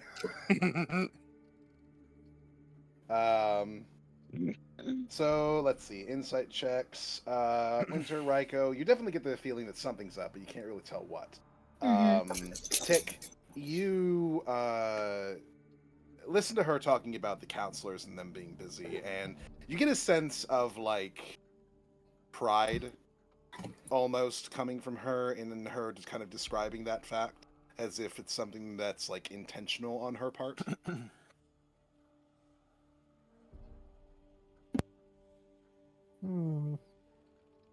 Winter's at a nearby table polishing some cutlery. Put is taking it from you, like to help you out, but every time he takes it from you, like it gets sticky again. Oh no! And then I nod at Pud, and then I just take it back and polish it again, and then set it back down. He thinks he's helping. He's doing his best.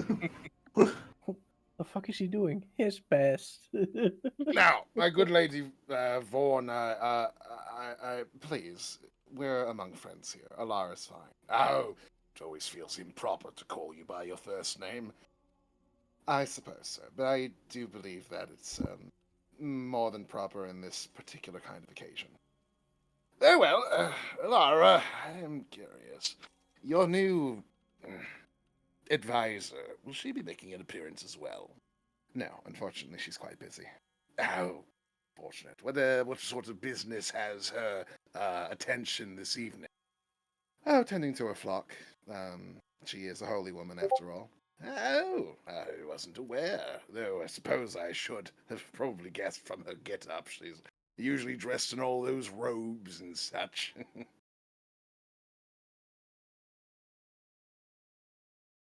Any particular reason that you wanted to meet her? Well, it's not often that you get to meet Tabaxi, generally speaking.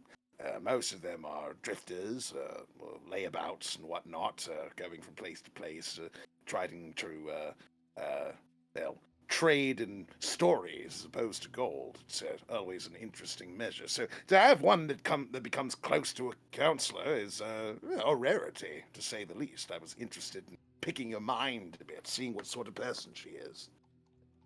I think that you'd find that Allegra is not exactly the type to pick the mind of. She's more the type to pick yours. Oh, I see. A bit of an interrogator, is she? In a manner of speaking, sure.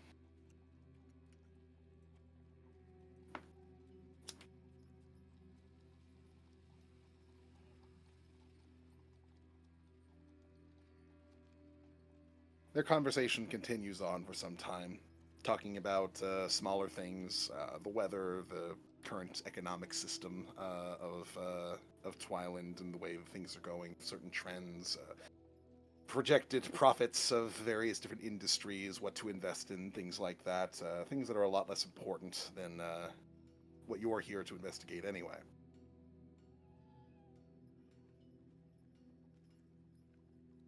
When the main dish brought out, Baron McRider kind of stands up and putting his hands on his jacket for a moment as he proudly calls out to everybody, "Ladies and gentlemen of this most established and prestigious court, I have the pleasure of announcing to you a brand new concoction made by one of our very own. Twyland Hill has always been host to all sorts of various different craftsmen of great skill and merit, and one of those crafts that we respect ever so much is that of the culinary art. A young, well, I shouldn't say young, a prestigious and esteemed gentleman by the name of Soup runs a diner not terribly far from the Diamond Quarter that apparently specializes in all manner of different inventions of food that you might not be familiar with. This is but one of his various different creations, and I would recommend that all of you take a moment throughout your weeks to stop by his wondrous abode and try out some of these for yourself. If this does not act as a particularly persuasive first course, then I don't know what will. Now, as he gestures over to his servants who begin taking out the main courses for everyone as everyone gets them kind of put in front of them. Baron McRider himself gets about like 5 of those dishes put in front of him for the moment as he rubs his hands together. Smells divine, if I do say so myself. Everyone feel free to dig in.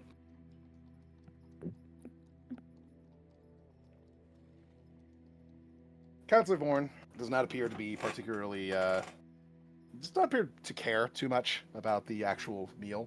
Instead, she's just kind of like scanning the room, looking at the various different people who are here at the moment. Her eyes kind of pass over anybody else, any of your particular group who's present, as if you are unimportant. Servers and such, servants and things like that. People who are beneath her attention. She seems to be much more focused on the more established members of this banquet hall. She's already offended Soup, and so he would probably at least notice that she's not really partaking and kind of poking around or whatever it is she's doing, and he would say, it was cooked to perfection with the proximity of alchemist's fire. It's quite good. It's really a marvel in food technical services." As Baron McRider very quickly finishes 2 of his plates, he gives a nod. Yes, absolutely fantastic. I must say, of the various different main meals that I've had here in this grand hall, this one most certainly is going to go on my list as far as something to keep in the old memory bank, just in case I should ever find myself in need of something to really shake things up. I'm certainly going to be partaking of your services in the future, good Soup. Thank you. Soup is such an interesting name, too. What exactly does that derive from? it's a dish usually made mostly of liquid, but some solids that float around and can be savory, but is oftentimes served with bread. Completely avoiding the question. Yeah. Uh, well, yes, I suppose that's the case. Just wondering why it is you've named yourself after such a thing. As he asks that, Counselor Varn, she kind of takes a moment to stand up after kind of dabbing her lips with a napkin. I think I'll retire. I think I've had a decent bit. I need to watch my figure after all. It is delicious, of course. Always thank you for your invitations to these wonderful little affairs, Baron McRider. I hope that you have yourself a pleasant. Well, you haven't even finished your plate. You're only halfway through. You may feel free to eat the rest. Well, don't mind if I do.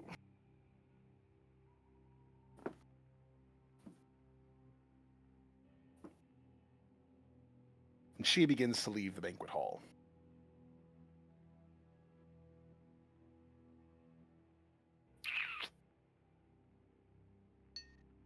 I guess we're gonna sneakily follow her. Yeah, how important is she? I guess now's the time, huh? I can't do anything. I'm not that sneaky. Guess we have to do that. Yeah. So those sneaking after her, you watch as she makes her way through the streets of the Diamond Quarter after having acquired her jacket from the front door. And in due time, while you're watching, you see this other person begin to materialize next to her. A person dressed up in robes, but with very clear and obvious cat-like ears. poking Oh out my from the top. god! Was she invisible? It's the bitch! Oh, not the same bitch. Never mind. Was she I thought- invisible Nah, this whole time? That's not her.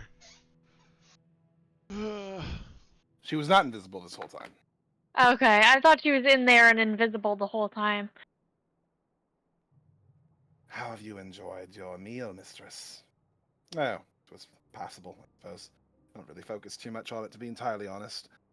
Anything of interest happening in the halls? Oh, no, just one of McWider's various different get-togethers. Just a bunch of people, I suppose, indulging in their more hedonistic desires and such. I decided to leave before things got weird. Do things tend to get weird in these banquets that he holds? Oh, not in the sense that you might be imagining. It's more when he starts becoming obsessed with whatever dishes he's having. It becomes a rather immature event. I see. How are things going on your end? Swimmingly, as you might be able to tell. Anything new to report? Various new fledglings have pledged themselves to the cause, convinced by the vision I have bestowed upon them. Good. How much longer do you think? In terms of the profaning? I think that much is already accomplished myself, but there's no way to tell for certain. How much longer until we begin the siege? That much I can't really promise. The numbers that we require to make it happen are difficult to obtain, even amongst the dead. I see. Well, when you have a proper date and time for me to prepare for, do let me know. Otherwise, we're going to have to discontinue with the way things are. Of course, mistress. Until then, continue to enjoy your time amongst the nobility. Do you think they'll eat this Baron McWider first when goings get tough? Oh, I almost promise that to be the case. The locals are going to be completely without reason or rational, logical induction of any particular sort. And they're certainly going to blame the person who's indulged the most. as to their, you know, lack of resources. I see. Do you look forward to this, mistress? No, not at all. I only look forward to the inevitable end.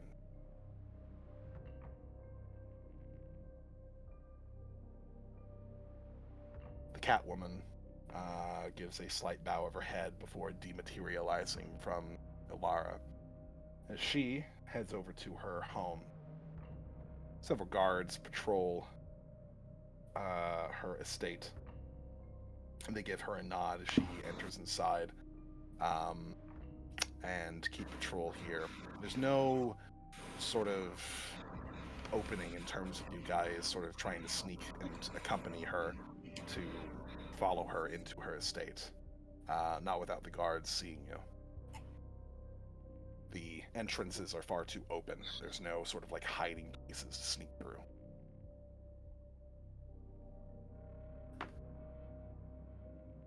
Is there a window that I can see into? There are windows, sure, that can be seen too from the outside. You can kind of notice her kind of taking off a couple of layers, getting into her sort of relaxed state as she makes her way through her home. And then I apologize. I had to run for a second, but it sounds like we left the banquet and we followed this Tabaxi woman. Well, you followed Alara, who then had the Tabaxi woman appear next to her. Then asked her some questions. They had a conversation, and then she disappeared. Okay, so and then Counselor Voren went back into her house. Correct. Cool. Alara is Vorum, right? Yeah. Yes. All right. So I Well. guess at that point we would have said one of us follow her and then the other follow back. Well, the Tabaxi just dematerialized. She just kind of poofed. There is no following her. Ah. Yeah. Thought he meant she disappeared as in like she walked away. No. No. Oh, that's fun. Winter, you are Shedarkai, correct? Mm-hmm. We could go in through one of the windows using the Raven Queen's blessing. I think I stayed behind to continue serving, so it didn't look suspicious that all of us Oh. disappeared. So then it's it's just me, the three of Tick, and us. Raiko. Yeah. I Okay. assumed, yeah. I can fly Cool. us up further on whatever building this is to see if we can find another way in. Flying Yeah. makes noise, and it's also very No, I hard don't. to blend I'm- into I'm an anything. Owlin. I have advantage Yeah. in stealth while flying. Yeah, but Not we're advantage, but- still very visible targets within the sky. At nighttime? Or is it during the day? It is during the day.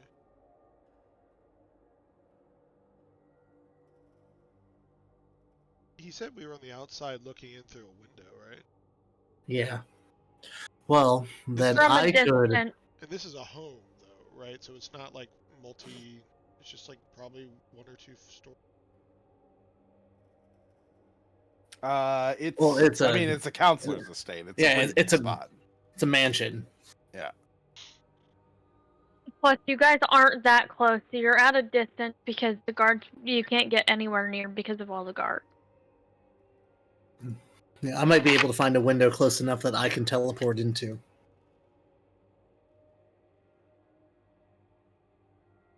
But I would be alone in there.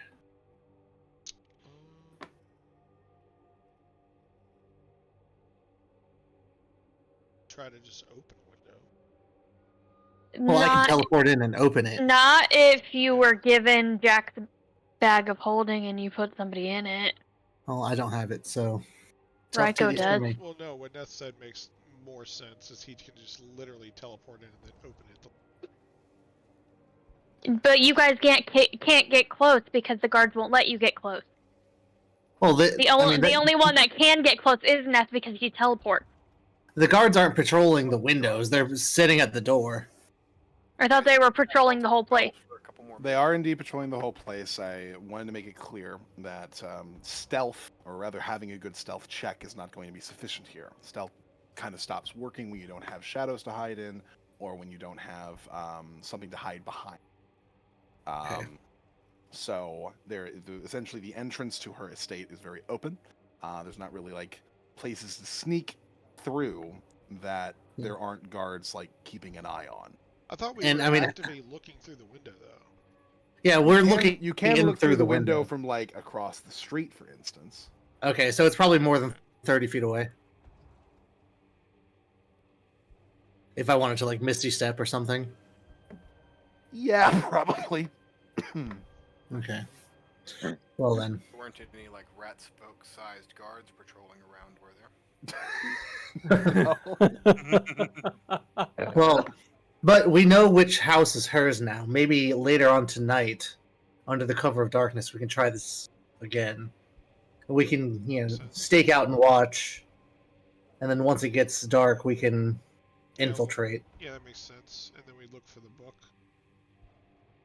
I'll look for anything else too. Any plans that she might have written down. Correspondence with this tabaxi. Sounds like she's trying to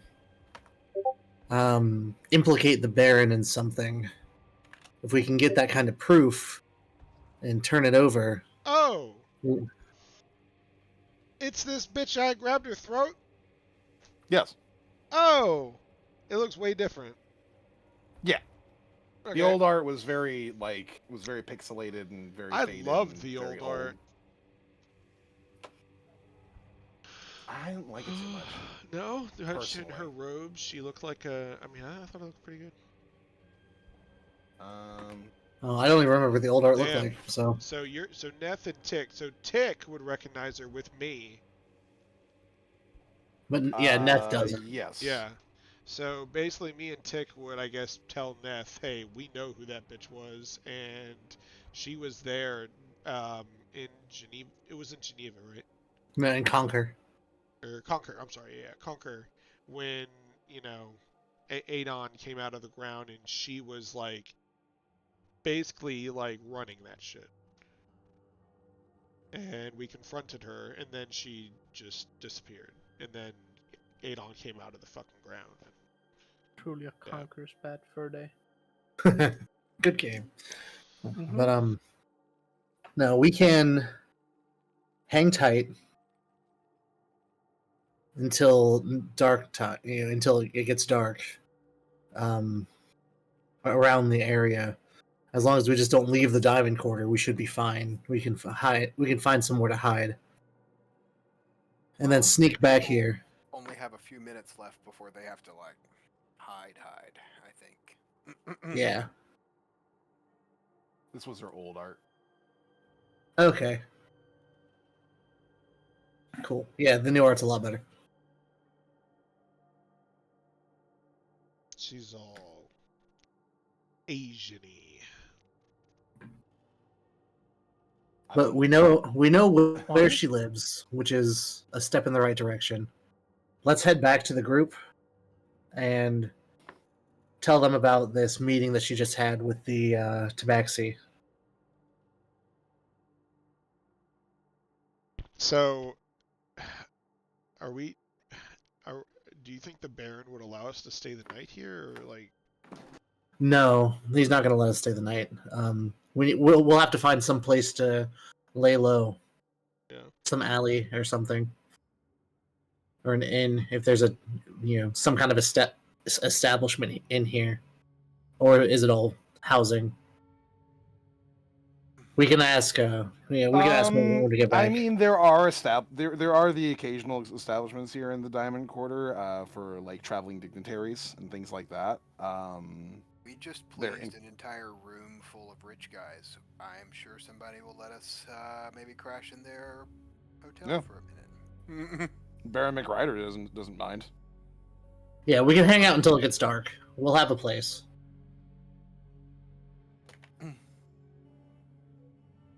So yeah.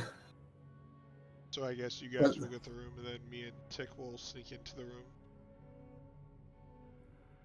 Well, I mean, I'll come with you. What I mean is, like, I'm a big bird now. Yeah, maybe you guys should hang tight and stay back. Well, Tick, you have a until morning, you have another potion in a meat pie, so you potentially have another 10 minutes whenever you'd like to start again. That is true. So, Well, you guys sneak back into the banquet hall, of which attention is almost entirely on Baron McRider, as he is now on his 9th dish. And the various different people here are kind of staring at him while like pounding on their desks, going, "Go, go, go, go, go!" as he's like, Winter's just taking plates and bringing new ones. She's starting to break a sweat. His 9th dish, his 10th dish, he like pounds on the table. Ma! Winter's just running with a plate. After far more than any human should ever be able to reasonably consume, he sets down another dish and lets out a massive belch as he kind of pats himself on the chest and looks to one of his servants. You! I need my pound of butter brought up to my quarters now. Butter. oh. Interesting. I really hope that that's for dessert and not. You know what? I really hope that that's for dessert. I hope it's not for dessert. I really think he's gonna rub himself in butter.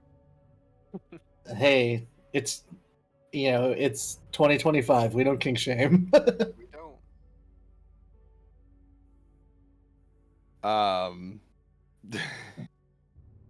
Reminds me of, you ever seen the movie Year One? The I big saw it a hairy while guy. ago. The big Yeah. hairy guy. You, boy, rub me or die.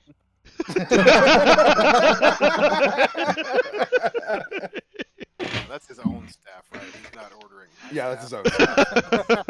Okay, I was about to say, I really don't want to rub butter on this man. Winter, you gotta take one for the team, girl. Winter will go to the bathroom and disappear. She The rest will of the guests get out of there. The rest of the guests appear to recognize this particular order as they begin to make their exits. And for his part, at least Baron McRider is courteous enough to wait until all the guests have left first, and he turns to you, Soup. I must say, thank you again for this wonderful meal. It is what I live for, one might say.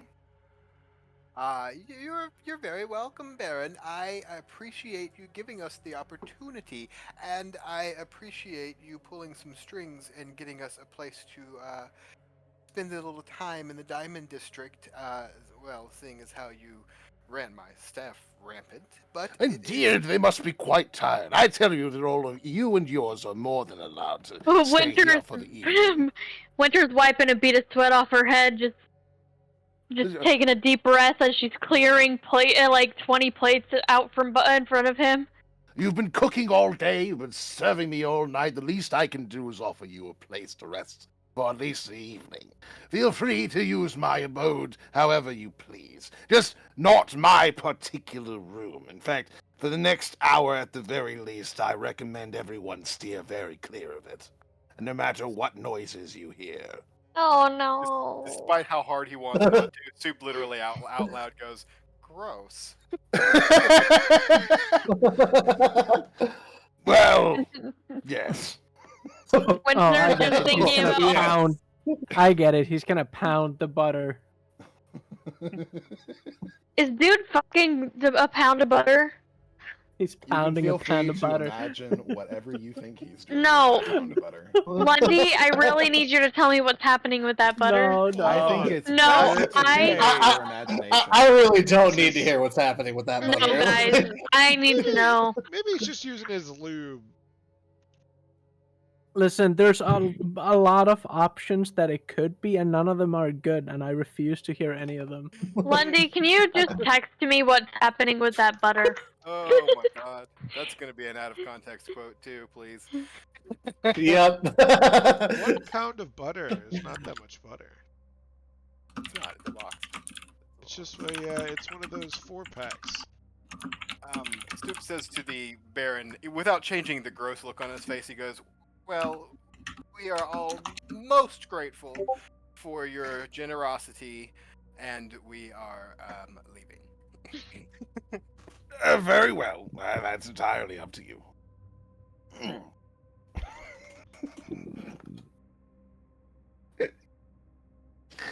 Before you go, he gestures over to the stairs as you see this maybe like a 20-odd-ish woman who is descending down the stairs wearing what appears to be kind of like a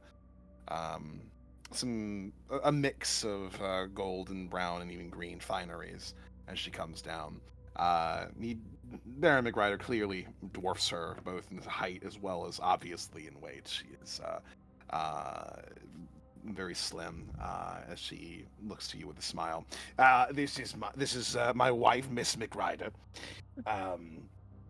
Miss McRider usually does not particularly appreciate the banquet. She's not one for crowds. But since you've made me so very happy with your meal, she would like to, at the very least, thank you for your donation. Yes, thank you. And every time that he's, pleased by his meal, he's always, a ray of sunshine for the next month straight. So it's always appreciated. You are very welcome. And he asked with an absolute straight face. Did he leave you any? Oh, I always get a little bit. As much as He as much says of a again, garbage disposal gross. as my dear husband might be, there's always leftovers for me. Neth is doing his best not to be obvious when he's looking her up and down and then looking back at him and then looking Do we back have a at her. picture of her? I was trying to get a decent picture. I can get something that I think. Winter grabs a plate of food and offers it to her. Oh, well, thank you very much, ma'am. Winter will just like nod her head and smile. Hold on.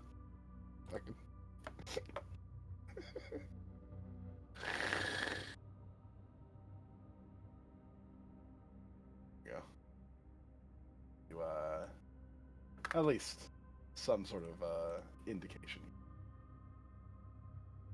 Oh, she's cute. She's really adorable. What the heck? Is this the She's job way of the Hutt cuter than situation? you. We got a slave Leia? Is this what's going on? This is not. As you sort of hand her the dish, she kind of puts it down for a moment and just goes, "I'll get to that in a moment. Dear, we really should get you upstairs." "Oh, thank you very much. I can handle myself." "No, I'm helping." I have like this sort of moment where he's like trying not to be a burden on her, and she's attempting to assure him that he's not. As she helps him up the stairs. "I'll be back down for my meal later. No worries about me." Do you know what happens with the butter? Is he a part of the butter? Winter, I you don't don't want ask to what couples do know. in private. We do not care.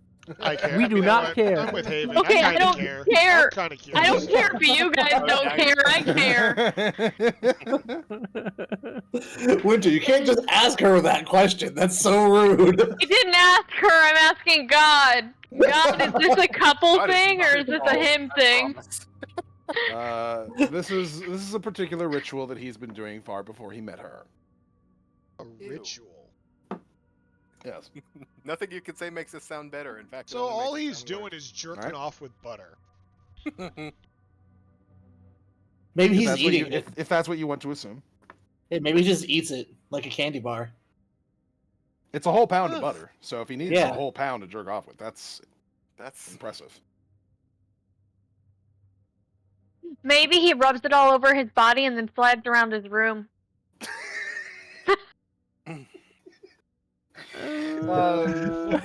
Brace me up, woman! I need to use the slip and slide. It's his form of cardio after eating. Like a He ball rubs coming up it out of the all water, you and know. slides around in his room. Crazy servant- woman, I wish to be a penguin. The servants are pulling out like like boards to lay on the stairs so he could slide down the stairs. We said we don't kink shame. Remember we said that? No, we do now. It's not a kink thing. I think it's just pure joy. Just, Sure. just That's pure it. fun. That's it. I'm gonna start shaming. She does come back down after a minute, and she picks up the plate that you had given her, Winter, and starts kind of tepidly taking a few bites here and there. But she does seem to be quite pleased by what she's eating. She Do you kinda looks think? to see- Do you think she'd be offended if I asked her about the pound of butter? Oh my god. I don't know. What do you This is think? more of a blink once for help type situation. I mean, he seems like a nice guy. He's just big, okay? He's a very nice gentleman who has something that he does with butter. Yeah. He Can may I be a roll greasy guy, but at least insight to he's see not a if greasy she'd get guy. upset if I asked her about the Sure. butter?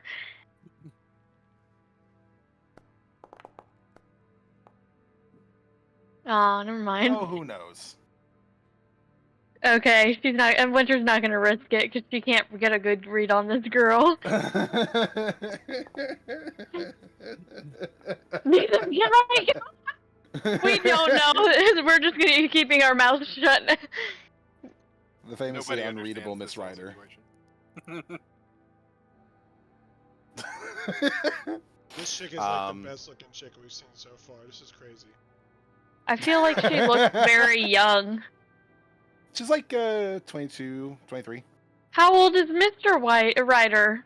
He's in his 40s. Mr. He's White. also 23. It's just a really hard 23. It's been a hard 23 years. He mixed his mother mixed fucking butter into his bottles when he was little. Oh, he started young. That's It's why unusual he's for noblemen to get married off to noble daughters who are much younger than they are. fair. Props. I I mean, I I guess identify Winter Rob- will- Wider. I guess Winter will start cleaning up. I don't know. Yeah, the staff is already taking care of that in terms of Oh. like, McRider's staff. They're already like making sure that everything is getting cleaned up, taken care of. Neth will gather everybody up and say, "Hey, so when we followed Counselor Voren out, Not and- out loud. well, yeah, I'm gathering everybody up and like pulling you into a Team huddle. Yeah, team huddle into like our own private little room to talk. Oh, did we go to our room? We went to a room. There's multiple lounges in here. Yeah. That you can make use of. Yeah, some kind of sitting room, I would assume. But yeah. So we tailed Counselor Voren outside of the out to her house, and she met up with this Tabaxi woman, her advisor that she introduced. Well, it didn't introduce in person, but you know what I mean. And they had a sort of discussion. Now, Lundy, I was coming back at the end of that discussion, so you might have to help me fill in some Well, did details Tick here. or Ryko pay attention when I was doing that there? When I was doing my self-performance art? I mean, kinda. Y'all suck. I'm barely hanging here. I'll be honest. Mm-hmm. Let's see. Yeah. When they were talking, she basically said they were asking like pretty vaguely about the plans back and forth to each other, and she said they were going good, or something like that. And There were some specific plans that were mentioned. I caught the tail end when they were trying to implicate the Baron, or those who indulge the most, on some kind of... They mentioned Yeah. siege. Yeah.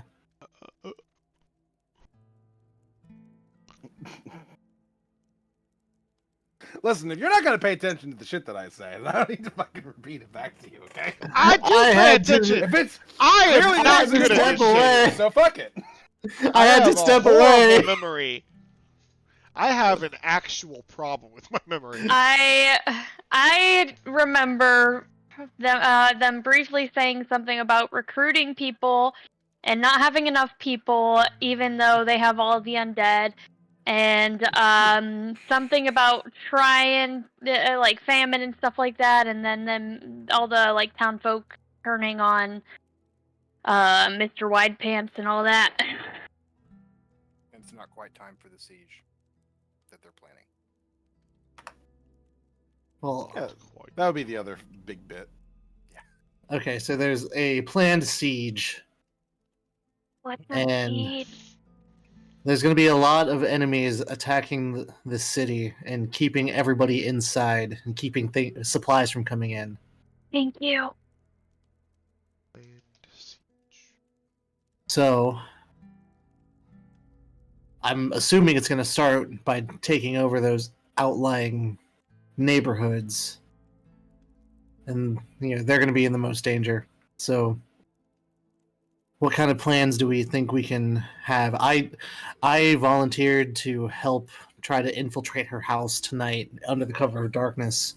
We might be able to find our way in and investigate and see if she has any drawn out strategies listed somewhere for this siege. Soup says, so you're going to wait until nighttime to break into her house when she's surely at home because it's nighttime, and we could just run into a big whole mess of nighttime guards. Well, we could try to do it during the daytime, but we will definitely run into a whole mess of daytime guards. Her home is very secure. I mean, she'll be in her home, but the point is she should be sleeping. She was a human, correct? Could be. Maybe.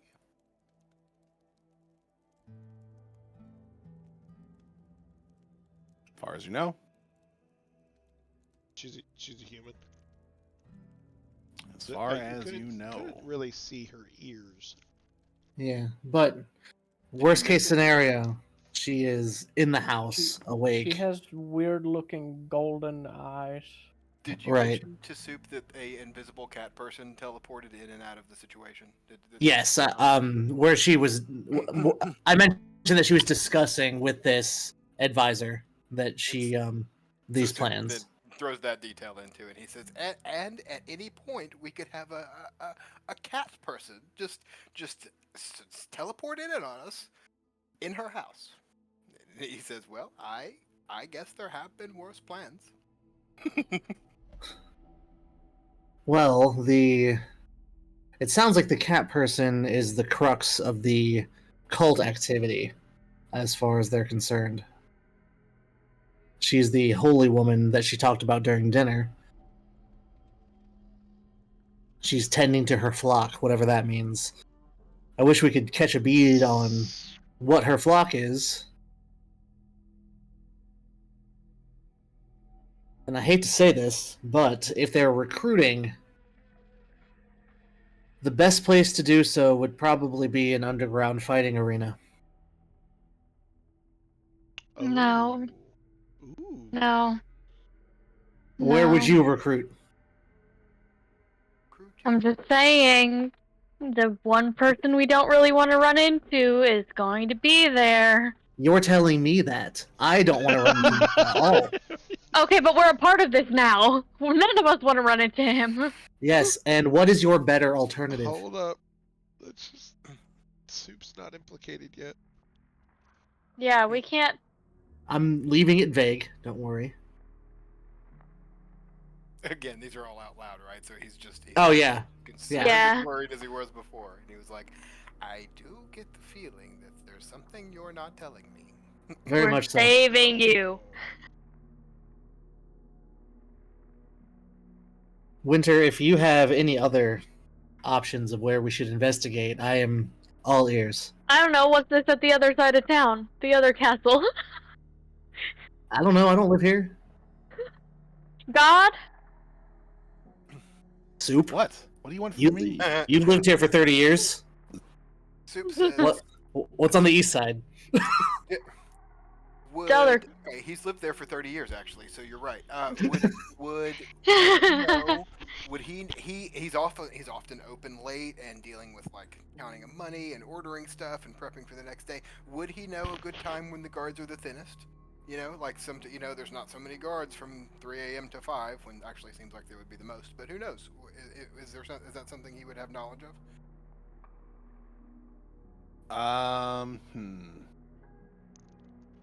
Roll me just a regular intelligence check.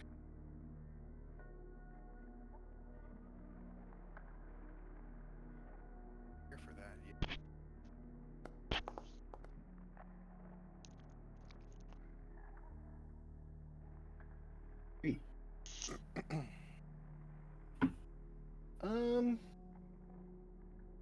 There is a particular time that guards tend to shift that is nice and out of the way. Usually the time when people are the least possibly active, out like 4 in the morning.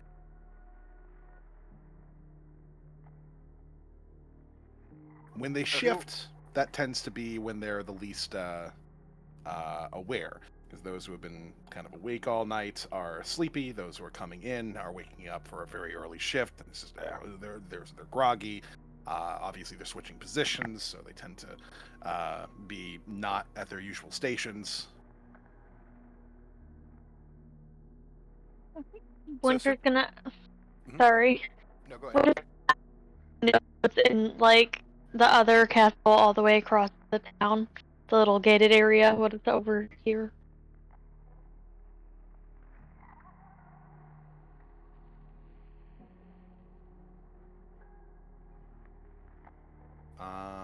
Yeah, that would include any guards at the gates over here, the Diamond Quarter. No, so our Yeah, but question what's is, over what? here? Yeah, what is Oh. this? What is on this? this side? Oh, this big building here would be the guard garrison, where like a lot of them are kept generally. They keep the guards all the way across town? That's Well, what the garrison. That's what the garrison is. Yeah, that's like the Obviously, headquarters. Guards can So- live basically anywhere within the city, but like generally speaking, they go here for their equipment, their orders, their sort of patrols, things along those lines. Yeah, think of it as like the police station. We need reinforcements to go all the Phil- way across town and then back. Yeah, feel free to say no to this. Alright, It's we're- crazy, but might Soup have seen any like I don't know recruitment posters around town for these folks? Yeah, for sure. There definitely would be. Twiland Hill can always use more law enforcement and the like, and they're always putting up signs. We could go get a few uniforms.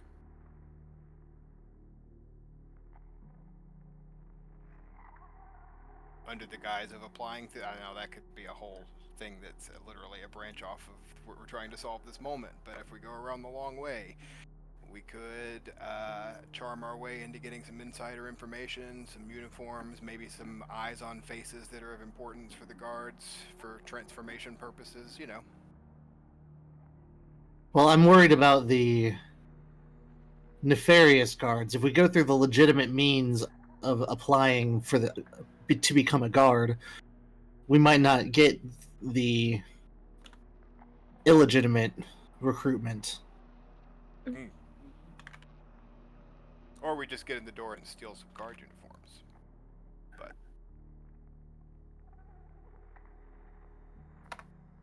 Soup is also fine with sneaking in there at 4 a.m. tonight. He's open. He's Yeah, kind of he's having more fun than he expected to have on this adventure. He thought was going to be annoying. yeah. I think the 4 a.m.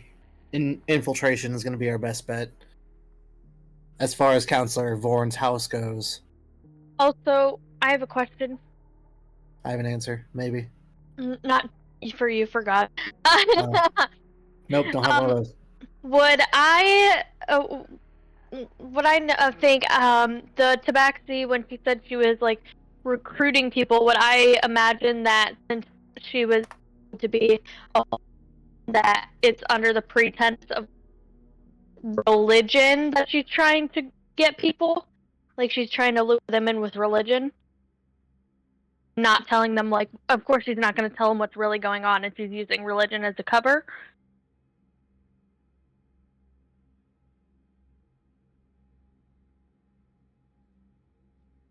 Or there is a legitimate religion being run. It's something that's a little bit out of the ordinary. After all, Adon is a god. Yeah. So maybe it's like the church is where she's recruiting people. We could check it out. I don't think they have a temple to Adon set up yet, though. That's why you gotta recruit enough people to get enough signatures to build one. Oh, this is a change.org petition. Yeah. You need enough signatures to build the new church.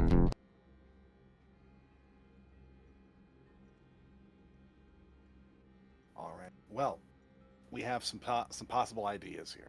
We have infiltrating the Diamond Quarter as guards, trying to get yourself positioned at the good councilwoman's estate so that you can actually either investigate her estate or confront her directly. You have looking into the potential recruiting that it seems Allegra the Tabaxi is performing, and seeing what that's all about and where this flock is where they're located and where they're gathering, things along those lines, or any other sort of methods that you have to investigate either Alara or Allegra, both appearing to be the main players of this particular city in terms of something nefarious going on. Wait, Allegra is the Tabaxi? Yes. Yes. There's Alara, who's the councilwoman, and Allegra, who's the Tabaxi. You made that very similar for dyslexic people. Yes, I made it specifically to say, go fuck yourself. Yeah, that's how I'm feeling. Specifically, you dyslexic people. They're not I'm just in any gonna call way her the same, but Yeah, I'm just gonna call her Councilwoman Vorn.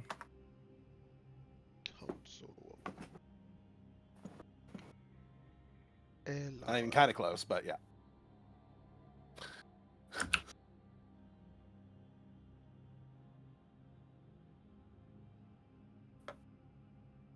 I dated an Allegra. Nice girl.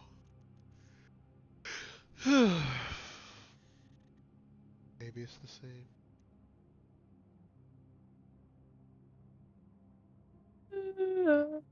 Right. With that, we're going to go ahead and close out the session for this week. But before we go, I'd like to go through and do affirmations with everybody. And assume this is your first session with us, so I'll just go ahead and explain briefly. Affirmations is when I ask my various different players to give each other a compliment on their roleplay, on their ingenuity, on their creativity, anything that stands out to you as far as them for the session, something that you particularly appreciate about them. These are not ever meant to be pointed towards me, ever. Just as a note. Starting But at the top, sometimes. no. Starting at the top to the bottom. Swagman. Why don't you Swag man. All right, so I gotta hand this one out to. Oh, okay. I'll see your PhD over there. Anyway, so Soup out came session 1, all guns blazing on the roleplay. I loved meeting Soup and getting to know more about Soup and just seeing his personality. It's spot on. I love it. I'd certainly appreciate it. Hippo, anything for you? I also give it to Soup for all the same shit that Isaac just said. He's extremely well spoken, and he's definitely a D&D guy, much more than myself. Or I feel like he's like a second Lundy that we're playing with almost. That's an illusion. That's entirely untrue. It's just that I can sort of think as this character. You don't have to be humble.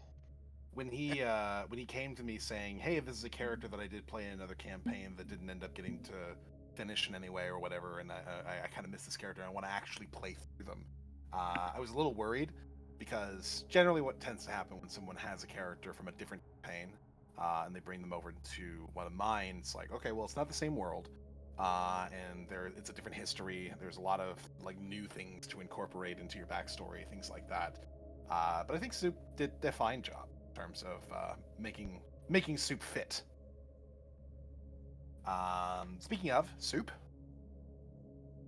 Well, first of all, thanks for everybody's kind words so far, and I'll say that the role play is easy with you guys because I sort of have clear pictures of everyone's characters and personality types, and that is what I'll say for you guys is that this party is so well put together and so works well with each other and sort of plays off one another really well and understands one another really well, and that is something that is hard to come by. So that's really great. You know, you guys have your in jokes and stuff, but your characters understand each other as well, and that is awesome. And I am really thankful to be a part of a campaign that sort of is cohesive. So that's a compliment for everybody. And I'll give a shout out to Stick for Tick. Tick. There's S is silent, right? It's Tick. TSIK. Tick. Tick. Right. The sound that a rat makes when it walks. Okay, so for one, for staying up as late as you do in Finland, what is it like 4 a.m. for you? It's about to be 5 a.m. I'm gonna go to bed for like 1:45 and then get up to work. So thanks for still hanging in there and giving it your all. But just the interactions that I think that we had tonight and still will have as little folk. I'm really looking forward to, and Soup is as well on that for sure.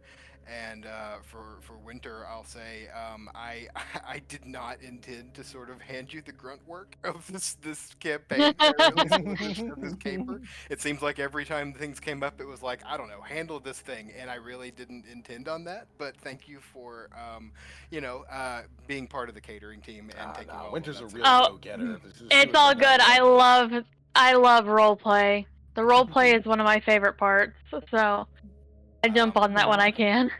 Wow, wait, well to put the woman in the kitchen, so. I know.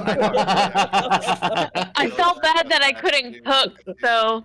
I do. And then for Isaac and for Reiko, both. Well, for one, thanks for inviting me to this campaign because I wouldn't have come up with any of that. I would just be playing Fallout or something right now, and that's not nearly as entertaining. So I appreciate that. That's a big one for me, and I am looking forward to learning from and about your characters even more.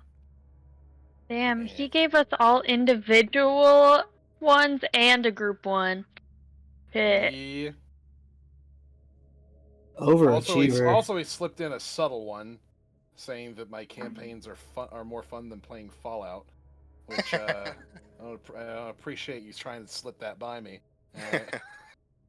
Yeah, but you don't gotta butter him up. It's okay. Straight up, Lundy has this rule, but none of us pay attention to it if he does something over the top. So I mean, if he somehow makes if it's like a really good session and he does something bonkers, we're like, okay. we ignore it.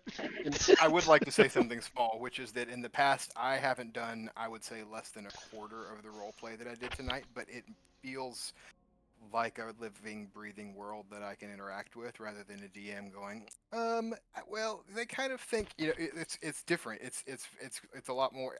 It allows me, I feel like, to be more creative. So thanks for that too. Yeah, I like to. My main strength as a GM is improv, and as a result, it gives people a lot of breathing, kind of what they want to do without it like really breaking anything. As long as it doesn't directly contradict anything that's canon about the world, then I don't really give a shit. And part of the design of Oridan is that there is a decent bit that isn't like totally fleshed out, so it's hard to contradict them. I see. Well, that's great. Toppy. I ain't gonna lie. Soup was great. Holy shit. Straight off the gate. I ain't gonna lie. That was amazing. That you just like slapped us in the face with so much immediately to flesh out the character that you have. Thank you. I'm so glad to be able to sort of bring him and inject him into something else, and I'm really looking forward to you guys finding out more about him because there's quite a bit more than meets the eye on that. Yeah. Winter. Hello. Soup. As a roleplay girly, I can really appreciate how you were your character, like right out the gate, like just soup. As soon as you begin, it was really cool and interesting to see. Just like it, I couldn't even tell where you began or stopped, and soup began. It was really cool and really fun to watch. And then, of course, Lundy for talking to yourself for Bitch. quite a while. Yeah, that's great. Bitch. Okay, I know you I can't stop you, but fuck. but you did quite literally have conversations with yourself more than once. I do that in all my games. It's when you're like, we're gonna eavesdrop on the bad guys and see what they're saying, then that's what I gotta do. I apologize for making you do that, and I apologize for needing to step away while you were doing that because I was trying to pay attention, but I just had to step away. And of course, I stepped away from the most important part. It's okay, I recorded it. I'll clip it and send it to you. I'm disappointed. I'm disappointed in all of my party members that were there. I am really wasn't bad there. at this shit. My memory is horrible. We know you asked an obvious question right after the conversation was done. I'm barely hanging together right now. I'm gonna go to bed. I'll see you guys Yeah, probably next good, yeah. week. Well, Take yeah, care. and, Yeah. and I'll see this particular group in 2 weeks. Yes. Yes. Yep. Yes. So the second, everybody's good for the second.